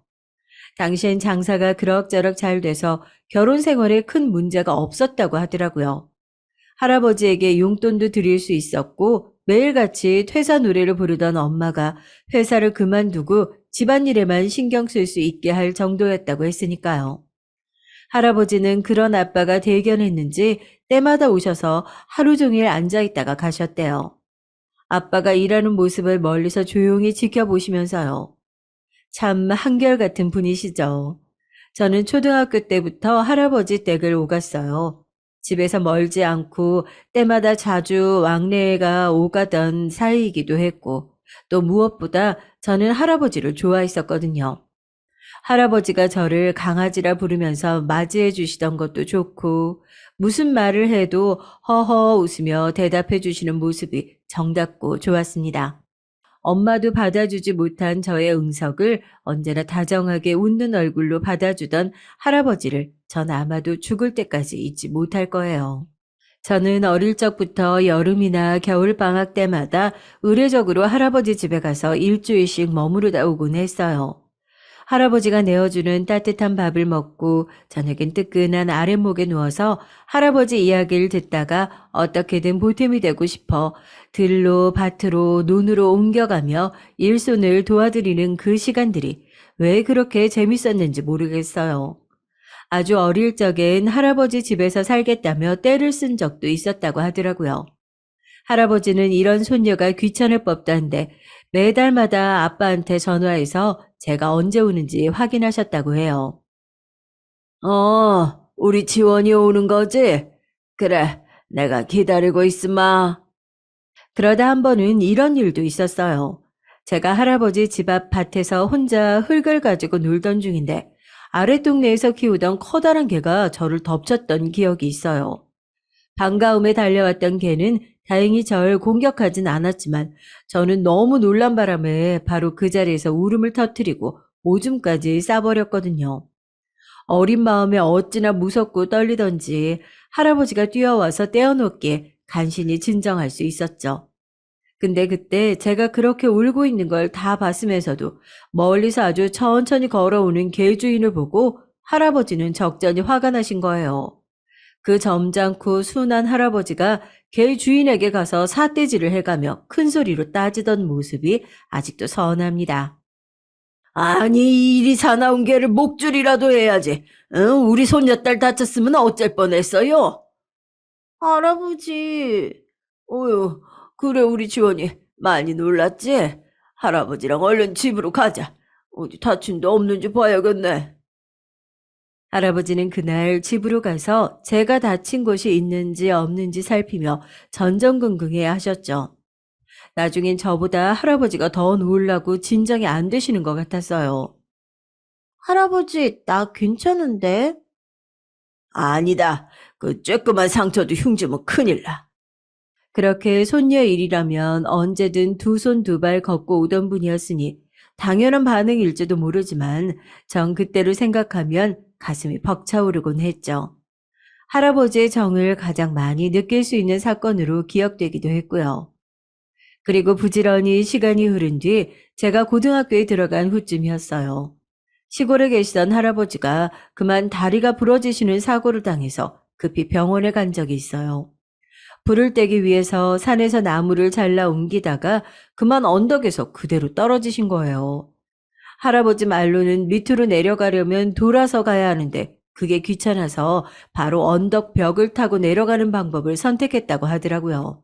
아직도 당신이 젊은 청년으로 기억하시는 건지 뭔지 적지 않은 나이에 다리가 부러지시다니 가족끼리 얼마나 걱정했는지 몰라요. 급한 대로 아빠와 전 바로 병원에 갔습니다. 할아버지는 다행히 바로 수술에 들어가셨지만 저희의 놀란 마음은 쉽게 진정되지 않았고요. 수술에 들어간 할아버지를 기다리며 한참을 돌아다니던 아빠는 결심을 했는지 할아버지가 수술실에서 나오자마자 집으로 모시겠다고 말했어요. 혼자 두면 이렇게 또 다칠지 모르는데 자기가 불안해서 못 살겠다면서요.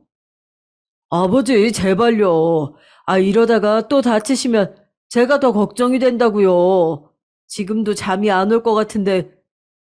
아니다. 뭐 이런 걸 가지고 다음부턴 조심하마. 참, 아버지, 그러지 마시고요. 제 말 좀 들어보세요. 같이 살면 적적하지 않으시고 좋잖아요. 지금 그 옛날 집에 아버지 혼자 두는 거 마음에 걸리고요. 아유, 알았다. 잠깐만. 그럼 시간을 주어라. 그러다 할아버지는 잠시 고민하더니 그럼 같은 집은 싫고 옆집 정도에서 살아도 되겠냐고 되물으시더라고요. 어떻게든 민폐를 끼치지 않으려는 게 눈에 보여서 어쩔 수 없이 아버지는 알겠다고 했어요. 그렇게라도 가까이 있으면 지금보단 마음이 놓일 것 같아서요. 거동이 불편한 할아버지를 모시고 그렇게 이사를 했습니다. 할아버지는 겉으로 내색하진 않으셨지만 한 집에 태어나고 평생을 자라온 마을을 떠나는 게 슬프셨던 것 같아요. 짐을 옮기는 트럭 안에서 한참을 창밖만 보셨거든요. 아마도 할머니와 함께했던 시간을 기억할 수 있는 유일한 곳이었으니 더욱 그랬을 테고요. 그래서 집은 허물지 않고 그대로 내버려 둔 채 이사를 가게 됐습니다. 이사한 할아버지 집은 이전보다 훨씬 깔끔하고 큰 집이었어요. 제 눈에는 매우 만족스러웠죠. 저희 집에서도 걸어서 8분 정도에 가까운 거리였기도 하고요. 다만 할아버지는 이 낯선 시내에서 앞으로 무엇을 하며 지내야 할지 고민하는 것 같았습니다. 혼자 일구셨던 밭이 사라졌으니 아마 많이 갑갑하셨을 거예요. 그래서 전 할아버지 댁을 더 자주 찾아뵀어요. 제가 찾아뵐 때마다 할아버지는 이런저런 걸 물어보곤 하셨죠. 아비 하는 일은 잘 되어 가나, 요즘 가장 힘들게 뭐가 있더나, 먹고 사는 게 어려운 건 없고, 너 학교는 언제 졸업하는데 등등 이런 일상적인 질문들이요. 어렸던 저는 대수롭지 않게 있는 그대로 솔직하게 말씀드렸던 것 같아요. 카센터는 그럭저럭 잘 되는 것 같았는데 요즘은 어렵다. 엄마가 가계부 쓰면서 자주 한숨을 쉬신다는 식으로요. 그때마다 이야기를 듣던 할아버지는 생각에 빠지셨는지 아무 말도 없이 창밖만 보시곤 했죠. 그렇게 종종 찾아뵈면서 함께 시간을 보낸 지 1년이 2년이 지나고 저는 어느덧 대학교에 가게 됐습니다. 그리고 아빠 사업이 잘 안 풀리면서 점점 가세가 기울 무렵 할아버지가 갑자기 집에 찾아오셨어요. 나왔다. 다들 잘 지내지? 할아버지, 어쩐 일이세요? 저희 집으로 찾아오신 적이 손꼽을 정도로 흔하지 않았는데 말이죠. 그러더니 통장 하나를 내미시더니 집안 살림의 보태라고 말씀하시더군요. 어차피 당신은 나이가 들어 쓸 데도 없고 아빠를 위해 틈틈이 모아둔 거라 제 주인 찾아가는 거라고 하시면서요. 아빠는 아무 말 없이 통장만 바라보다가 이러실 필요 없다며 거절하셨어요. 이런 걸 받으면 마음이 더 불편해서 아버지를 보기가 더 힘들 거라는 이유셨죠. 저는 아빠의 그 선택이 옳다고 생각해요. 비록 집안이 어려운 건 사실이었지만 거동도 어려운 할아버지의 돈까지 받으면서 살기엔 너무 염치가 없다고 생각했거든요. 계속된 아빠의 거절에 할아버지는 어쩔 수 없이 돌아가실 수밖에 없었어요. 저는 할아버지가 돈을 쓸 데 없다는 그 말에 마음이 걸려서 할아버지가 가실 만한 동네 회관이나 안식처를 찾아보았고요. 몇 번 할아버지를 모시러 갔었는데 그 뒤로 가끔씩 동네 다른 할아버지들과 함께 마시를 다니는 것 같았어요. 장기도 두고 족구도 하시면서요. 그와 아빠가 카센터를 접고서 다른 일을 알아보실 때쯤이었어요. 이 소식을 들은 할아버지는 다시 한번 또 집을 찾아오셨습니다. 이번에도 조용히 통장을 내미셨고 별다른 말씀은 없으셨어요. 할아버지의 고향집 땅을 팔고 난 돈이라고만 하셨죠.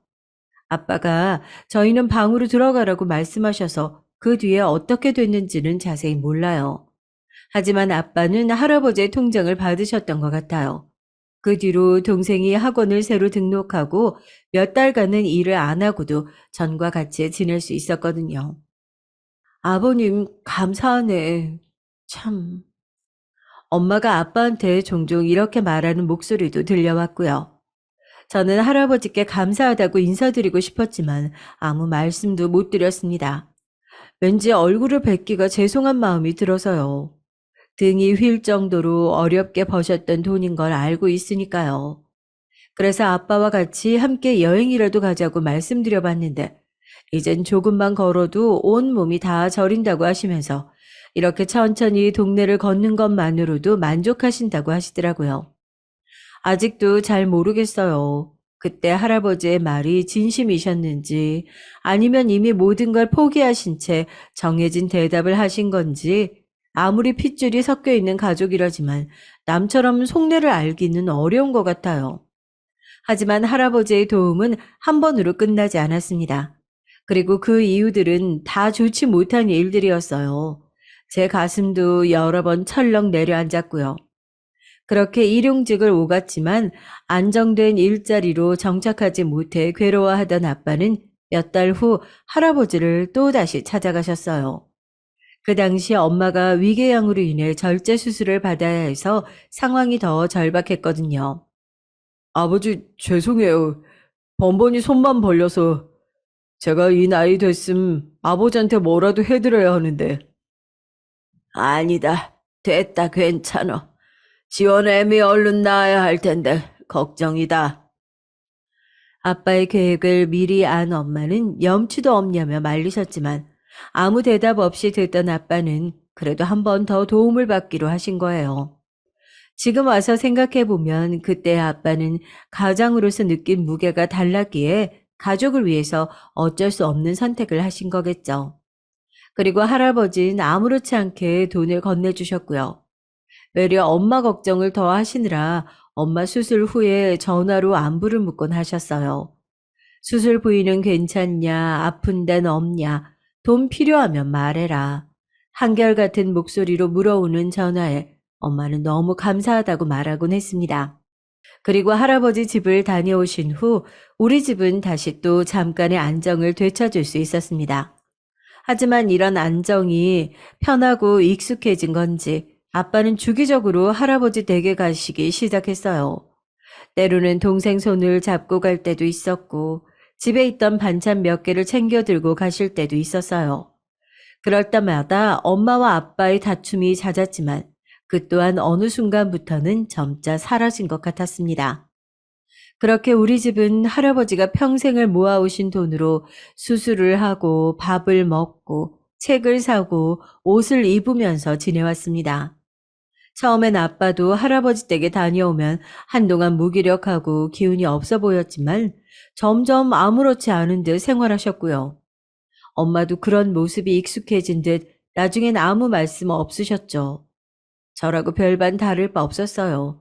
제 몸이 힘들고 마음이 힘드니 돈이 얼마나 중요한 건지 뼈저리게 느꼈거든요. 나중에 갚으면 되지라는 마음으로 현실을 외면한 채 당장의 행운을 누렸던 것 같아요. 지금 생각하면 참 어리석었습니다. 당시 할아버지가 주는 돈이 어디서 나온 돈인지 그런 건 생각할 겨를도 없었어요. 그저 할아버지에겐 돈이 있으니까 할아버진 돈 쓸 데가 없으니까 여유가 되시니 주시겠지 그 정도로만 여겼습니다. 그러면서 저희 집안엔 몇 가지 변화가 생겼어요. 아빠는 몇 년 후 버스 운전기사로 취직하셨습니다. 어찌됐건 자동차에 관한 일이었으니 아빠 스스로도 만족하시는 눈치였어요. 나이가 많아서 취직이 될까 했는데 다행히 일도 어렵지 않고 할 만하네. 아빠, 축하드려요. 여보, 너무 무리하지 말고 이래. 그렇게 다 같이 축하 파티를 했던 기억이 있어요. 그때 저희 가족끼리만 조촐하게 파티를 열었는데 아빠의 상기된 얼굴이 생각납니다. 게다가 엄마 말처럼 처음 취직하셨을 때에는 얼마나 열의를 보이시던지 무리하게 일정을 잡는 탓에 방광염까지 걸리셨어요. 반면 엄마는 수술을 한 뒤 조금만 일을 하면 쉽게 지치고 기력이 사라져서 해오던 서빙 일도 오래 할 수 없었죠. 아빠는 할머니가 생각나서인지 엄마가 무리하는 걸 절대로 반대하셨고요. 괜찮다니까. 음식 나르고 하는 게 뭐 힘들다고. 안 된다니까 글쎄. 그러다 당신 아프면 어쩌려고. 냅둬. 돈은 내가 벌게. 아니 당신도 참. 우리 수입이 얼마나 된다고. 게다가 지원이도 있는데. 엄마는 한사코 하시겠다며 몇 달을 꾸준히 나가곤 하셨지만 역시 무리라는 걸 아셨는지 그만두시고 말았습니다. 저도 아르바이트를 달고 산다지만 아직 대학교도 졸업하지 못했고 동생도 학생이라 이번에도 결국 아빠가 더 바쁘게 지낼 수밖에 없었어요. 할아버지는 아빠가 일을 시작하고 나서 바빠져 찾아오지 못하니까 직접 오시기도 했어요. 전화 한 통 남기고서 찾아오신 후 시장에서 산 귤이나 사과 같은 걸 내미셨죠. 그러고 보니 한 번도 빈손으로 오신 적은 없는 것 같네요. 오랜만에 보는 할아버지의 얼굴이 더 수척해져서 걱정이 되었지만 할아버지는 오히려 제 손을 보면서 왜 이리 거칠어졌냐며 걱정을 하셨죠. 그러면서 아빠가 기사일 시작했단 걸 들으셨다며 직장을 다녀도 첫 달은 힘들 텐데 필요하지 않겠냔 말과 함께 여지없이 돈 봉투를 내미셨습니다. 이 모습을 보고 있던 저는 이제 괜찮다고 다시 가져가시라고 거절했는데 엄마가 아무렇지 않게 와서 감사하다며 그대로 돈 봉투를 가져가는 거예요. 당황한 저는 엄마에게 말했습니다. 엄마, 그걸 또 받게? 지원이 넌 나가 있어. 그거 할아버지가 써야 될 생활비야. 엄마도 알잖아. 다시 돌려드리자. 아빠도 곧 월급 나오니까 조금만 참으면 될 텐데 왜 그래? 넌 왜 어른들이 얘기할 때 와서 참견하고 훈수질이야? 들어가 있어 모르면. 엄마와 저의 신경질적인 대화에 할아버지는 눈치가 보이셨는지 금방 가시겠다며 일어나셨어요. 가시고 나서도 엄마와의 말다툼은 계속됐습니다. 엄마, 아무래도 이건 아닌 것 같아. 계속 이러는 거 죄송하지도 않아? 얼마 되지도 않는 돈 받은 거 가지고 왜 이렇게 호들갑이야? 본인이 쓸 건 알아서 빼두셨을 테지. 나중에 다 갚으면 돼. 그 말만 몇 번째야, 지금. 그리고 얼마 되지도 않는 돈? 그게 왜 얼마 안 돼? 할아버지가 뼈 빠지게 고생해서 모은 돈인데. 나라고 마음 편하겠니? 이게 누구 때문에 그러는데? 너도 아직 학생이고, 윤재도 고등학생인데, 들어가는 돈이 얼마인지 알아? 도와주지 못할 거면 가만히 있어. 참, 엄마도 진짜, 엄마도, 대단하다, 대단해. 생각해보면 저도 엄마한테 모진 말을 내뱉으면 대들었던 것 같아요. 근데 당시엔 오히려 돈을 받는 엄마가 더 이기적이고 밉게 느껴졌어요. 그리고 차갑고 모진 말이지만 엄마 말이 맞았어요. 잠시 살만해지니 여유가 생겨서 하던 아르바이트를 그만두었거든요. 그 사이 또 돈이 빠져나갈 공백이 생긴 거였죠. 제가 집에 도움이 안 되니까 고스란히 할아버지의 몫으로 가더라고요. 이 집안에서 그런 죄책감을 가질 사람이 나밖에 없다는 생각에 전 또 돈과의 전쟁을 시작하게 됐습니다. 정말이지 치열한 전쟁이었어요. 그때부터 어떻게든 취직을 위해 살았던 것 같거든요. 빨리 취직해서 집과 할아버지에게 보탬이 되고 싶었으니까요. 모두가 취직을 원하는 이 시대에 일할 자리 나는 것도 힘들고 당당히 합격하는 것도 힘들었지만 저는 몇 달을 기를 쓰고 준비했습니다. 그러면서 속으론 할아버지의 돈을 받았던 엄마를 원망하기도 하고 작게 욕을 하기도 했죠. 아빠 역시 별반 다를 바 없었어요. 아빠가 그 즈음에 저에게 술을 먹고 기분이 좋으면 자기 옛날 얘기를 들려주셨는데 아주 어렸을 적 이야기였어요. 어렸을 때 내가 길을 잃었던 적이 있거든. 아주 추운 겨울날이었어. 산속을 돌아다니다 그만 나도 모르게 깜빡 잠이 든 거 만 거야. 눈을 떠보니까 아무도 없고 길을 잃었다는 걸 알고는 엉엉 울었는데 잠시 후 네 할아버지가 보이는 거다. 근데 그때 내 몸에 상처가 나 있었나 봐. 산속에서 혼자 어린애가 정처 없이 헤매고 눈밭을 구르다 다쳤겠지. 그때 너희 할아버지가 어린 날 얻고 병원 가야 한다며 얼마나 뛰었는지. 그것도 성치 않은 몸으로. 아직도 가끔씩 그때 생각이 난다. 아빤 그렇게 추억에 젖은 이야기를 하면서도 엄마가 할아버지에게 받은 돈을 당연하게 받아들이곤 했어요. 전 그런 모습들이 좀 이중적이라고 생각했고요. 하지만 보이는 게 역시 전부는 아닌가 봐요. 그 후로 몇 달을 정신없이 공부하고 준비하며 살았는데 여느 날처럼 독서실을 다녀온 전 밤늦게 집으로 귀가하고 있었는데요. 오는 길에서 엄마를 봤어요. 거긴 엄마가 일하던 곳도 자주 가던 시내 쪽도 아니었는데 엄마는 아무도 없는 그 버스 정류장에서 혼자 울고 있더라고요. 아이처럼 흐느끼는 눈물을 두 손으로 연신 닦아내는데 그 모습을 보며 전 아무 말도 할 수 없고 다가갈 수도 없었습니다. 집으로 돌아온 엄마는 아무렇지 않게 저를 맞이했어요. 일찍 다니라면서 들어가셔서 주무셨죠. 그날 엄마는 어떤 마음이었을까요? 저 혼자만 죄책감을 느끼고 괴로워했다는 건 아마도 저만의 착각이 아니었던 걸까요? 그때 참 많은 생각들이 스쳐 지나갔습니다. 그렇게 또 몇 년이 흘렀어요. 저는 괜찮은 회사에 취직을 했고 그날 가족끼리 축하 파티를 했습니다. 전 무엇보다 이제 내가 살림을 보탤 수 있다는 사실이 가장 행복하고 좋았어요. 물론 회사를 다니며 남들 다 하는 인간관계 고민, 일 고민, 모든 것들에 시달리며 힘들긴 했지만 꼬박꼬박 들어오는 월급을 보면 그것들이 잠시나마 날아가고 행복해졌습니다. 그리고 전 드디어 할아버지에게 용돈도 드릴 수 있게 되었어요. 할아버지, 이거 제 첫 월급인데요. 그간 할아버지한테 받은 게 너무 많아서요.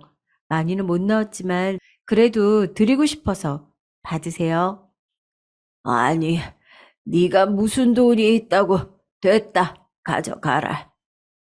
할아버지는 한사코 거절하셨지만 전 어떻게든 할아버지의 주름진 손에 그 돈봉투를 쥐어드렸습니다. 그렇게라도 할아버지에게 진 마음의 빚을 갚고 싶었어요.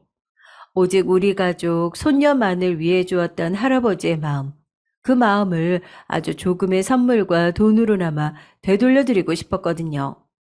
할아버지는 이 돈 안 받으시면 집에 안 갈 거라고 제가 하도 고집을 부리니까 어쩔 수 없이 혀를 차며 봉투를 받으셨지만 이걸 아까워서 어째 쓰냐며 한숨만 푹푹 내쉬었죠.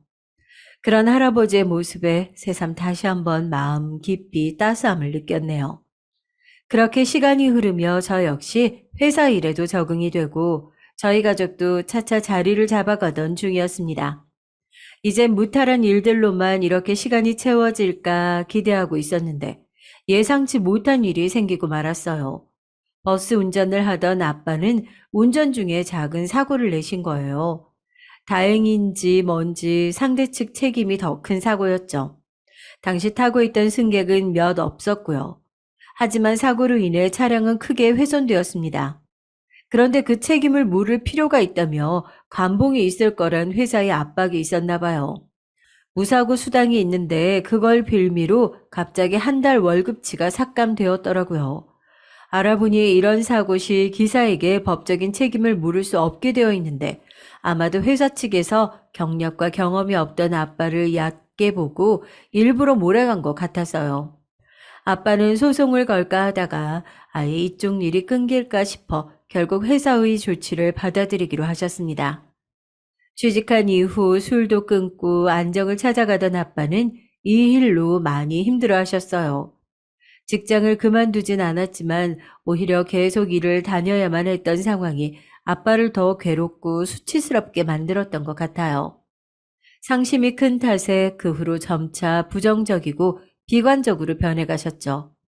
그 변화가 참 낯설게 느껴졌네요.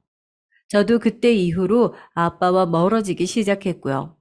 말 수 없고 순박했던 아빠는 이제 말끝마다 자신을 무시하는 거냐며 시비를 거는 게 일상이 됐고 욕설도 서슴지 않게 됐습니다. 어느 하루는 아빠가 퇴근하셨는데 제가 인사하는 걸 못 보셨는지 다짜고짜 술 냄새를 풍기며 절 잡고 소리치더라고요. 하루 종일 밖에서 고생고생하며 일하다 돌아온 아빠한테 넌 인사도 안 하냐? 뭔 소리야? 아까 했잖아. 신발 벗고 있을 때 한 거 못 봤어? 뭔 소리야? 나한테 지금 뭔 소리야라고 했어, 지금? 말 그렇게밖에 못하지? 아빠, 정말 왜 그래? 왜 나한테 시비야? 하여튼, 딸 자식 키워봤자 소용없다니까. 이런 식으로 매번 말꼬리를 잡고 화내고를 반복했고, 나중에 전 아예 말을 안 섞기도 했어요. 그 편이 서로에게 더 좋을 것 같았거든요. 저와 아빠 사이가 안 좋아지니 엄마와 동생도 덩달아 말이 사라졌고요. 가족들 마음을 불편하게 만들 생각은 없었지만 변명을 하자면 저 역시 회사 일로 몸도 마음도 힘든 터라 그런 걸 신경 쓸 겨를이 없었습니다. 아빠의 상처받은 마음이 이해되지 않는 건 아니었지만 누군가의 마음을 살피기엔 저 역시 여력이 없었어요. 그렇게 공기조차 차갑게 내려앉은 날들이 계속해서 반복되던 차에 아빠의 생신날이 됐습니다. 대학생이 된 동생을 제외하고 집에서 같이 밥이나 먹자며 모였습니다. 아직까지 아빠와 저의 사이가 좋지 않았기에 엄마는 어떻든 분위기를 풀기 위해 애쓰시는 중이었죠. 지원 아빠, 지원이가 당신 생일이라고 이렇게 이쁜 케이크를 사왔네, 응? 하지만 전 아직도 마음이 불편해서 내키지 않아 있죠. 엄마의 말에도 아빠 역시 묵묵부답이었고 무거운 공기 속에서 전 엄마와 밥상을 차리고 아빠는 말없이 식탁에 앉아 계셨습니다. 그때의 분위기만 보자면 절대로 화해할 수 없는, 가까워질 수 없는 적군이 모여있는 그런 느낌이었어요. 그런데 그때 할아버지가 집으로 찾아오셨습니다. 아빠, 저, 엄마는 갑작스러운 할아버지의 방문에 당황해하고 있었죠. 할아버지는 못 뵌 사이 거동이 더 불편해지신 것 같았어요. 오른쪽 다리를 절고 계시더라고요. 그래서 제가 걸음을 부축하며 물었습니다. 할아버지, 오른쪽 다리 불편해 보이는데 왜 그래요? 무슨 일 있어요? 별일 아니다. 얼마 안 됐지. 저번에 그 산 중턱 뛰어내려갔다 오면서 그렇게 된 거다. 산 중턱? 어디 산이요? 언제 다녀오셨는데요? 벌써 까먹었나? 네 할미 데리고 온 날 말이야. 큰 거 아니라도 내리막에서 돌뿌리에서 삔 거다. 그 말을 듣는데 한순간 저희 가족은 전부 말을 잃어버렸어요. 할아버지는 그런 우리를 못 본 건지 아무렇지 않게 불편한 다리를 이끌고 거실 소파로 가서 앉으시더라고요. 놀란 저는 말을 더듬으며 다시 또 물었죠. 그게 무슨 소리예요, 할아버지? 할머니 말하는 거예요? 그럼 또 네 할미가 누가 있겠냐? 내가 마음이 급해서 그러다 실수한 거니까 신경들 쓰지 말고. 그러잖아. 애비는 일하러 갔고 일이 얼마나 바쁜 건지 도통 얼굴을 볼 수가 없네. 옆에 멍하니 듣고 있던 아빠가 할아버지에게 천천히 다가가서 떨리는 목소리로 물었습니다. 아버지, 저 여기 있잖아요. 지금 무슨 소리를 하시는 거예요, 갑자기? 그래, 여기 있었네. 그 카센터는 좀 요새 어떻게 돼가나? 내가 그러니까 그런 몸고생을 하고 일하지 말라고 했지. 혼자 애쓰느라 일도 고단할 텐데. 이거 살림에 보태 써라. 그 몇 푼 아니니까 민망스럽지. 그래도 뭐 네 귀 빠진 나르기도 하니까 주는 거다. 할아버지는 잠바 주머니에서 꼬깃꼬깃한 흰 봉투 하나를 꺼내서 아빠에게 쥐어주셨어요. 아빠는 떨리는 손으로 봉투를 받아 조용히 열어보았죠. 그 속엔 오랫동안 가지고 있었던 것 같은 10,000원짜리 몇 장이 들어있었습니다. 이를 본 아빠는 잠시 동안 멍하니 앉아있더니 처음으로 우리 앞에서 펑펑 우셨어요. 할아버지가 준 봉투를 손에 꼭 쥐고요. 아버지, 아빠, 아파. 할아버지의 치매 증세는 아주 빠르게 점점 더 심해졌습니다. 당신 집을 찾지 못해 경찰서에서 때마다 전화 오는 것도 일도 아니었고, 갑자기 길을 가다 모르는 사람들에게 큰 소리를 치며 화를 내서 싸움이 나기도 하고, 마트에서 음료수를 훔치거나 안방 옷장에 틀어박혀 하루 종일 한 발짝도 안 나오시는 날도 있었죠. 우리 가족은 팔을 걷어붙이고 나서서 할아버지를 보살피려 했지만 쉽지 않았어요. 할아버지, 음료수 내놔요. 네? 아니, 내 건데 왜 그러냐? 응? 내가 먹겠다는데. 할아버지, 그럼 돈을 내셔야죠. 죄송합니다. 저희 할아버지가 아프셔서요. 그때마다 놀라 제가 많이 나서기도 했지만 할아버지의 치매는 조금 공격적인 성향이 강한 쪽으로 번지셔서 곤란할 때가 많았어요. 아프신 어른이라 하면 다들 이해해주긴 했지만 그중에 몇몇 사람들은 왜 치매 노인을 데리고 나왔냐며 화를 내기도 하셨으니까요.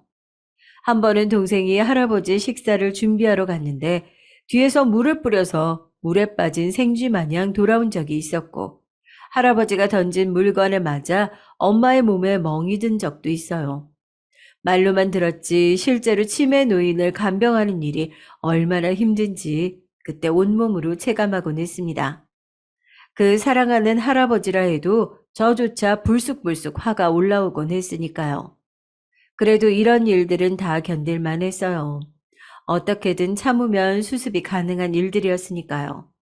하지만 제일 참을 수 없는 건 할아버지가 저희를 잊어간다는 사실이었습니다.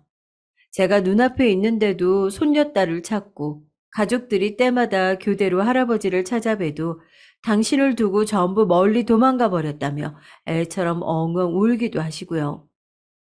할아버지, 나 여기 있잖아요. 할아버지 손녀딸 지원이 좀 찾아줘. 지원이한테 할 말이 있다, 응? 아가, 누군지 모르겠다만, 우리 손녀딸 좀 찾아줘라.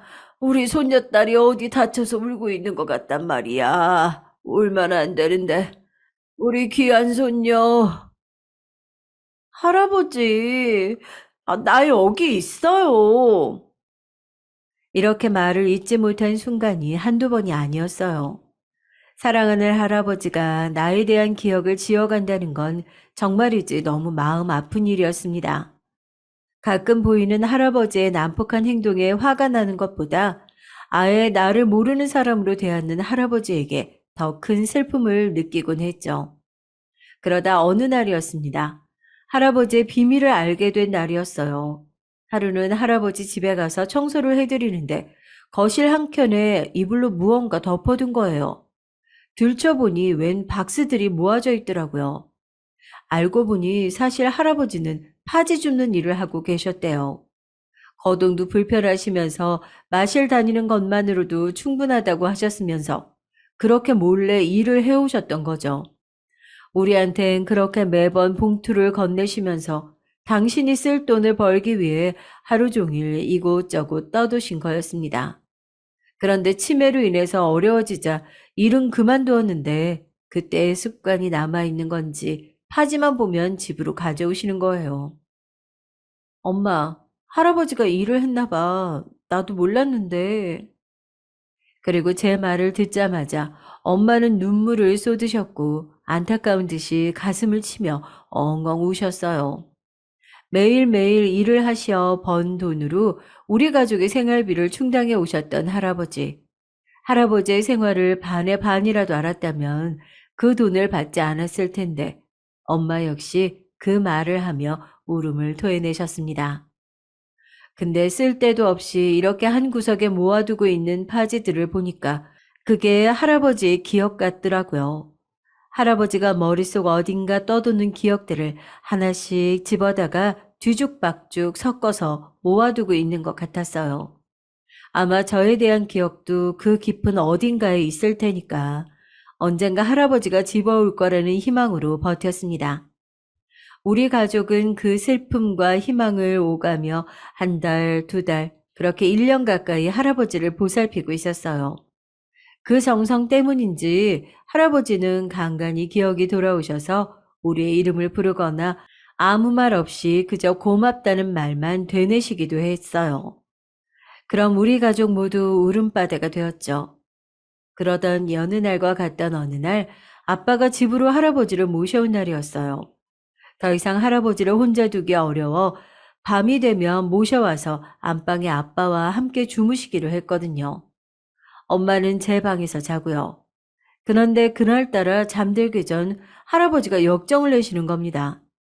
본인에게 인사를 안 했다느니 너는 누구냐느니 고래고래 싸우는 소리가 안방을 넘어 제 방까지 들려왔죠. 야, 너 누군데 내 아들 방에 있어? 어?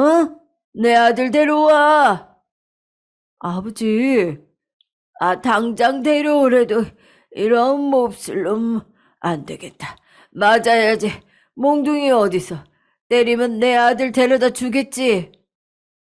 그러면서 할아버진 갑자기 빗자루를 찾기 시작했고 너무 놀란 제가 말려볼까 해봤지만 아빠는 저에게 그냥 들어가라면서 소리치셨죠. 그렇게 새벽까지 고성방가가 이어지고 아빠는 할아버지를 간신히 재울 수 있었습니다. 그런데 이런 일이 한 번으로 끝나지 않고 몇 번이 더 반복되고 말았어요. 그러자 어느 날 아빠가 제 방에서 주무시던 엄마를 부르셨죠. 잠결에 일어나 거실에서 들리는 부모님 말씀을 엿들었습니다. 쉽지 않은 선택이지만 이제 결단을 내려야겠어. 더는 못해. 아버지 한 명을 상대하는데 이렇게 매번 내 식구가 매달려서 살 수는 없는 거잖아. 못하겠으면 어쩌게. 다른 방도가 없잖아, 여보. 요양원에 보내드리자. 다 알아놨어. 집에서도 멀지 않은 곳이야. 뭐? 요양원? 그게 아버지도 우리도 사는 길이야. 가끔씩 시간 날 때 찾아뵈면 되지. 요즘 요양원은 그렇게 열악하지도 않아. 간병인도 있고 시설도 괜찮다고. 어쩔 수 없으니 처음엔 작은 방에 머무셔야겠지만 나중에 돈 좀 모이면 그때 큰 방으로 옮겨드리자고. 안 돼요. 어떻게 그래. 거긴 우리가 없잖아. 아버님 저렇게 되신 지도 아직 1년밖에 안 됐고. 나도 많이 생각한 거야. 그런데 어떻게 내 벌이가 넉넉한 것도 아니고 시간이 여유로운 것도 아닌데 언제까지 가능하겠냐고. 솔직히 말해서 당신이 제일 안 도와줬잖아. 안 그래? 그동안 제일 쉬웠을 거라고. 당신이 나랑 지원이랑 윤재가 일주일에 3-4번씩 돌아가면서 아버님 살폈어. 다 알잖아. 누구 하나 힘들다 소리 안 했고. 그런데 뭘 얼마나 힘 뺐다고 더는 못하겠다는 거야? 돈 받은 게 얼만데 어떻게 사람이 그래. 그러다 천벌받아 지원 아빠. 나라고 안 힘들었겠어? 우리 아버지야. 내 아버지라고. 내 마음이 제일 아파. 그래서 결정 내린 거야. 내 아버지니까 산 사람은 살아야 되잖아. 이러다가 가족 전부가 한계일지 몰라. 엄마 아빠의 이야기를 듣는데 어느 순간부터 눈물이 멈추지 않더라고요. 그동안 할아버지가 저희에게 해주신 것들이 생각나서 아빠가 너무 미웠습니다. 하지만 가뜩이나 아빠와 사이가 좋지 않았기에 지금 나서면 크게 다툴 게 뻔하고 그럼 할아버지가 깰까 봐서 섣불리 나서지 못하고 있었습니다. 그런데 제 방 맞은편 안방문이 열리는 소리가 들리는 거예요. 저는 설마 하는 마음으로 문을 열고 나가봤습니다. 마찬가지로 이야기를 엿듣던 할아버지가 밖으로 나와 저와 눈을 마주치셨어요. 그러고선 그저 힘없게 미소 지으셨죠. 야속하게도 하필이며 왜 그때 할아버지가 잘 들을 수 있었던 때였을까요? 저는 할아버지에게 달려가 꼭 껴안았어요. 전부 들었겠지만 아무것도 듣지 않았길 바라는 마음으로요. 아니야, 할아버지. 여기 있을 거야. 여기 있어? 우리 아무 데도 안 가. 그러니까 걱정 마요. 아무 걱정도 하지 마. 어떤 이야기도 듣지 말고 내 말만 들어요, 할아버지. 나 여기 있어요. 제 울먹거리는 목소리에 아빠와 엄마가 어느새 등 뒤로 다가오셨죠. 그러더니 이야기 다 들으셨냐고 묻더라고요. 할아버지는 아무것도 못 들었다는 듯 고개를 내저으셨습니다. 오히려 그게 더 확실한 대답으로 보였지만요. 고개 숙인 아빠는 죄송하다면서 그렇지만 자신을 이해해달라고 말했어요. 할아버지는 그저 알겠다는 듯 고개만 끄덕이고 계셨죠. 오히려 아빠를 향해 그러더군요. 지금껏 나 돌봐주느라 애썼다. 애썼어. 이만하면 됐다. 하지만 듣고 있던 저는 너무 화가 나 소리쳤습니다. 아빠, 어떻게 할아버지한테 그래? 할아버지가 아빠를 위해 어떻게 살아왔는데, 지금도 이렇게 멀쩡히 숨쉬고 바로 옆에서 이야기도 듣고 계신데 왜 모른 척해? 아빠야말로 전부 기억을 지워버린 거야? 송지원, 들어가. 할아버지는 아빠한테 안 그러잖아. 아빠가 그렇게 모진 소리 하는데 들어가란 말 한마디 안 하잖아. 아빠가 무슨 말을 해도 다 들어주잖아. 왜 혼자 그렇게 비관적이야? 같이 이겨내면 되는데 왜 세상에 혼자 있는 것처럼 그렇게 힘들어하냐고. 할아버지도 우리 가족이잖아. 우리 모두 여태 그래온 것처럼 함께 이겨낼 수 있는 가족이잖아. 나중에 내가 아빠 나이 들면 똑같이 말할까? 나이 먹고 나도 먹고 살기 힘들면 그때 가장 먼저 아빠부터 버려도 되겠냐고. 악에 받쳐 소리치고 있는 그때 누군가 제 옆에서 팔을 천천히 잡더라고요. 할아버지였습니다. 그만하라는 식으로 다시 한번 웃어 보이시더라고요. 저를 말리시는 거였습니다. 아빠도 할아버지의 하나뿐인 자식이니까 그런 이야기를 듣는 게 싫으셨던 거예요. 할아버지, 미안해요. 아가, 괜찮다. 그리고 할아버지는 그렇게 조용히 방으로 들어가 느린 움직임으로, 하지만 어느 때보다 서두르는 손길로 짐을 싸기 시작하셨어요. 마음이 아파 아무 말도 할 수 없이 그 뒷모습만 바라보는데 할아버지 바지 뒷주머니에서 무언가 떨어졌더라고요. 아빠가 다가가 떨어진 물건을 살피셨죠. 그런데 종이를 보자마자 또다시 눈물을 흘리시는 거예요. 그건 파지에 할아버지 이름, 번호와 우리 가족 이름이 적혀 있던 거였어요. 어떻게든 살아가려고, 어떻게든 잊지 않으려고 남겨둔 할아버지의 흔적을 보니 저도 눈물을 멈출 수가 없었습니다. 아빠 역시 마찬가지였어요. 아빠는 그만 무릎을 꿇더니 죄송하다면서 할아버지를 껴안았고 저와 엄마도 그 자리에서 울음을 삼켜야만 했습니다. 그러면서 아빠가 못다한 이야기를 들려주셨어요. 아빠가 사실 얼마 전 기사 일을 그만두셨다고 하더라고요. 저희한테 말을 못하고 있었지만 아무래도 그때 사고로 정신이 망가지고 있는 것을 느껴 계속 갈등하다가 내린 결정이었다고 해요. 하지만 갑자기 벌이가 없어졌다는 걸 가족에게 말할 수가 없어서 혼자 어떻게든 구직을 하고 계셨다고 합니다. 근데 나이도 있고 하니 채용이 안 되자 점점 초조함이 생기셨나 봐요. 그런데 치매인 할아버지를 데리고 살아가려니 앞으로도 들어갈 돈도 걱정되고 괜히 이쪽으로 화를 내게 되었다고 하더군요. 미안해, 여보. 미안하다, 지원아. 아빠가 못나게 굴었지? 아빠, 아버지, 죄송해요. 아버진 날 버리지 않았는데, 아버진 어떻게든 날 살렸는데, 그 추운 눈밭에서도 날 얻고 뛰었는데, 난 아버지를 버렸어요. 너무 쉽게, 나 살기 힘들다고, 벅차다고. 아빤 너무 쉽게라는 말을 웅얼거리며 그대로 바닥으로 쓰러지셔 거칠게 울음을 토하셨습니다. 그리고 할아버지는 그런 아빠를 일으켜 세워 그대로 꼭 껴안아 주셨어요. 다 안다는 듯 등을 토닥이시면서 괜찮다고 말씀해 주셨습니다. 아마도 할아버지는 아빠의 죄책감을 이미 다 알고 계셨던 듯 해요. 자식이니까, 자식이기 때문에 다 알고 있으셨던 거죠. 아빠의 날카로운 말 속에 숨어 있던 여린 속살까지도요. 전 몰랐지만요. 그리고 저는 이 사건으로 저를 낳아주신 부모님에 대해서도 다시 한번 돌아보게 되었습니다. 내가 이기적이라고 생각했던 엄마도 할아버지를 버리려고 했던 아빠에게도 역시 저에겐 말하지 못하는 삶의 무게가 있었기 때문에 어쩔 수 없이 선택하셨던 길이었는데 전 표면만 보고 부모님을 멋대로 단정짓고 판단했어요. 그저 어떻게든 아등바등 살려고 하다 보니 그랬던 건데 제 이해가 너무 부족했다는 걸 깨달았습니다. 아무쪼록 그 뒤로 결국 할아버지는 저희와 함께 살기로 하셨어요.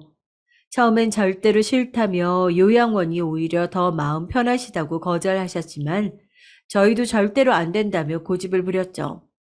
저도 이제 일을 해서 생활비를 드리니 돈 문제로 걱정하실 거 없다고요.